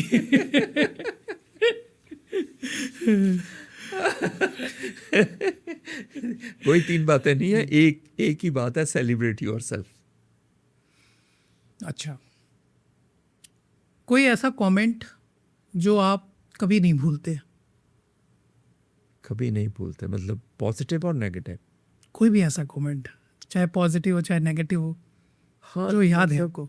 आई ट्राई कि मैं नेगेटिव के ऊपर ज़्यादा फोकस ना करूं, because negative comment as a human being आपको ज़्यादा याद रह जाते हैं। तारीफ की आपको आदत हो जाती है। Even as a public figure भी आपको तारीफ सुन सुन के आप पक चुके होते हो। तो नेगेटिव जब भी कोई बोलता है, सबसे पहले मैं उसमें देखता हूँ कि इसमें जेन्युइननेस कितनी है। अभी कल ही किसी से बात हो रही थी, if somebody criticises my personality I don't take that is not a critic, that is a troll. मगर मेरे काम में अगर आप अपना कोई इनपुट देना चाहते हैं कि मेरे हिसाब से अच्छा हो सकता था, उसको मैं ज़रूर याद रखता हूँ और सुनता हूँ और ध्यान देता हूँ और अगली बार अप्लाई करने की कोशिश करता हूँ, चाहे आप एक्टर हैं या नॉन एक्टर हैं, मॉडल हैं या नॉन मॉडल हैं। बिकॉज अगर आप मेरे काम को एनालाइज कर रहे हो तो आप कुछ पॉजिटिव इनपुट ही मुझे दोगे, because you are the public, you are the person who is watching my work. So उसको मैं सुनता हूँ। हाँ, आप आके कहें कि नहीं तू तो दिखते ऐसे हो, आई डोंट केयर, उस पर मैं क्यों ध्यान दूंगा, वहाँ नहीं मैं सोचता बिल्कुल भी। वो मैं खुश हूँ अपने आप से। आपके I went to somebody right now, अभी किसी के घर में मैं गया और डिनर पे इनवाइटेड था और जाते ही उस इंसान ने कहा दिया, अरे आप तो इतने मोटे हो गए हो, आपका तो वेट 20 किलो बढ़ गया है। सेट तू ये चाहता है ना मैं खाना कम खाऊं तेरे घर में, राशन की कमी है, तो वैसे ही बोल दे कि भाई रोटी है नहीं, कम खाना। अच्छा सर, जब से एआई आया है, वर्चुअल मॉडल्स भी आ गए, वर्चुअल एक्टर्स भी आ गए, तो कभी आपको लगा कि एआई आपकी जॉब खा जाएगा? नहीं, कभी भी नहीं लगा, कभी भी नहीं लगा मुझे। मेरी जॉब जो है वो, जो मेरी कॉपीज इतनी आई हुई इंडस्ट्री में, वो नहीं खा सके। अगर आपको सेल्फ कॉन्फिडेंस है, आप ओजी हो, and you no modelling and acting is such a humanly personal experience, you like a person. अब अमिताभ बच्चन जी का एआई जो है वो कैसे रिप्लेस कर सकता है? कभी नहीं कर सकता। आप बताइए ना, जो भी अच्छे एक्टर्स हैं, चाहे उनका बड़ा नाम है या नहीं है, है ना, आप एआई, मेरा ख्याल है एक्टिंग में और मॉडलिंग में AI is totally, you know, मेरे को एआई के वीडियोस लोगों ने भेजे हैं और मैंने एंडोर्स भी किए हैं, रैंप वॉक के एआईज भी भेजे हैं। छोटे बच्चे को भी पता लग जाता है कि एआई है, छोटे बच्चे को, किड्स आर सो स्मार्ट लग जाता है। तो क्या एआई कभी किसी की जॉब खा सकता है? जॉब्स जो डिफरेंट टाइप की जो जॉब्स हैं, डिफरेंट टाइप्स, क्लैरिकल, हाँ, बट क्या है ना, एज ह्यूमन बीइंग्स हमारे पास एक सर्वाइवल इंस्टिंक्ट है, ठीक है। और मैं एग्जांपल तो अपने टाइम के हिसाब से ही दे सकता हूँ। पहले फ़ोन नहीं होते थे, तो किसी के घर में फ़ोन होता था, उसकी बड़ी इंपॉर्टेंस होती थी। एसटीडी बूथ्स होते थे, वहाँ लोग जा के कॉल बुक करते थे। जब फ़ोन सबके पास आ गए रिलायंस की कृपा से, एसटीडी बूथ बंद हो गए। अच्छा, ऐसे ही जो है वीसीआर होते थे, है ना, टीवी आया, पहले टीवी नहीं होता था, फिर वीसीआर होते थे जिसमें आप कैसेट डाल के घर पे पिक्चर देखते थे। हाँ। इतने बड़े बड़े वीसीआर पार्लर्स होते थे, दीवारें भरी होती थी उनकी अलग अलग मूवीज से। बिल्कुल। कहाँ गए वो? रिप्लेस्ड हो गए। पर क्या इंसान खत्म हो गया? ना। क्या घर वो काम छोड़ के बैठ गया? रादर और बढ़ गया। People learn different skills, different talents. People who learn AI will never be jobless. So आप जैसे अपनी स्किल्स को अपग्रेड करते हैं किसी भी दफ्तर में, आपको एआई सीखना पड़ेगा सबको जो सरवाइव करना चाहता है, कॉर्पोरेट में या किसी भी दुनिया में। हाँ, मॉडलिंग और एक्टिंग में कोई थ्रेट नहीं है एआई का, बिल्कुल। That's great. मुझे लगता है कि एआई हम उसको ना एज एन असिस्टेंट अगर यूज़ करें तो हमारी जॉब कभी नहीं ख़त्म हो सकती है, रादर हमारी स्किल सेट बढ़ जाएगी। एआई को कंट्रोल तो हम ही लोग हम ही कर रहे हैं। So that बिल्कुल सही बात है। हमारा लाया हुआ एक वो नेक्स्ट स्टेप है दुनिया में, एंड विल मेक श्योर कि दुनिया उससे ख़त्म ना हो। लास्ट क्वेश्चन मैं पूछूंगा सर, जी। मुझे 1 मिनट का समय चाहिए। 3 क्यों नहीं पूछ रहे? Your favourite number. मैं केवल इतना ही कहना चाहूँगा भाई, 3 लोगों को शेयर ज़रूर करना।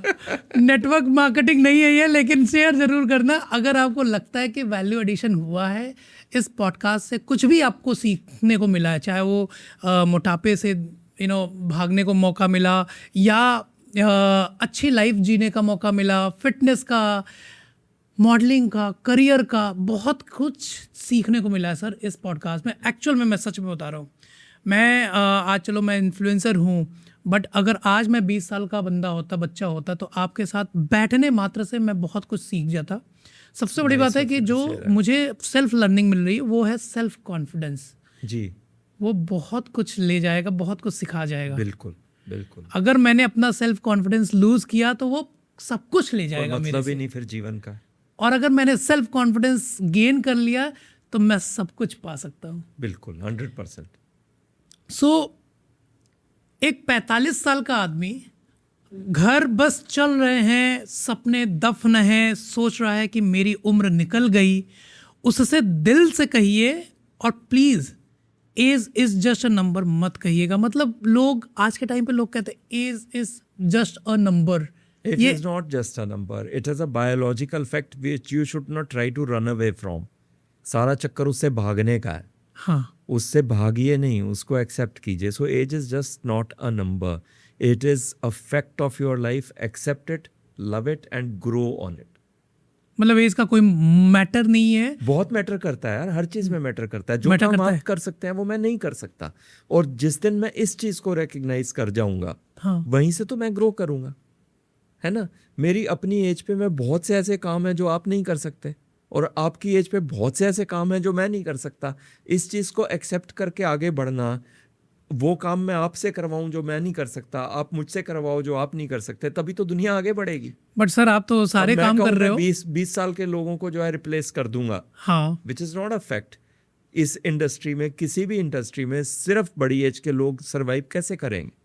We need people of all age groups and they should all celebrate their ages.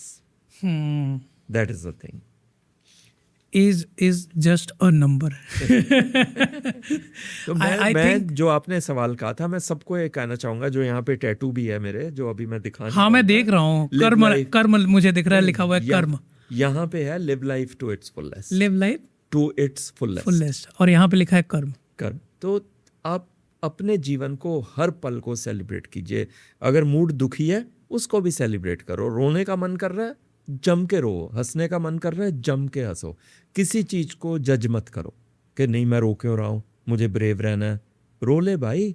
इंसान जो है उसमें कमजोरी भी होती है, इमोशनल भी होता है, वीक मोमेंट्स भी होते हैं, उनको भी सेलिब्रेट करो ना. उनसे भागोगे क्यों? आप खिड़कियां बंद कर दोगे, घर के अंदर की गर्म हवा जो है आपको मार देगी.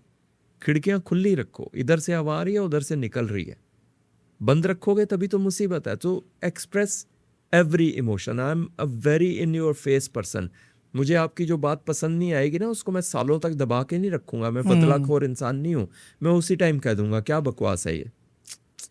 I feel light after that. तो कई लोग कहते हैं दिनेश जी आप तो बहुत मुंह फट हो यार.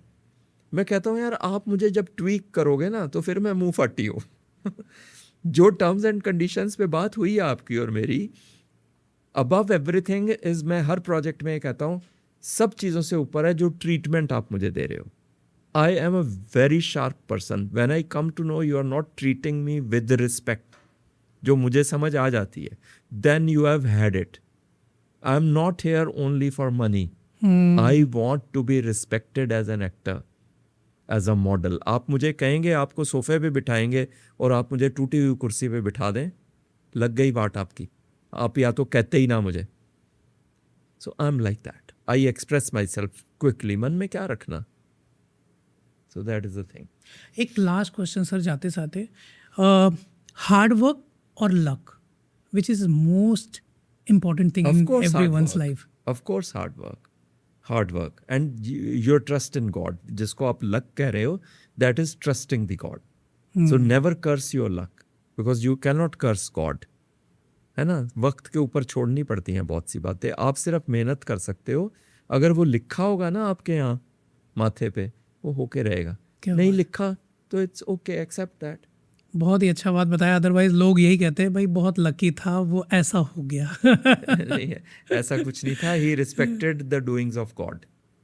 आई थिंक कि ये पॉडकास्ट से लोगों को इतनी चीज़ें जो सीखने को मिल रही है, कमेंट्स में भी वो राइट डाउन करे कि वो क्या क्या चीज़ें इस पॉडकास्ट से अपने घर ले जा रहे हैं, क्या सीख रहे हैं.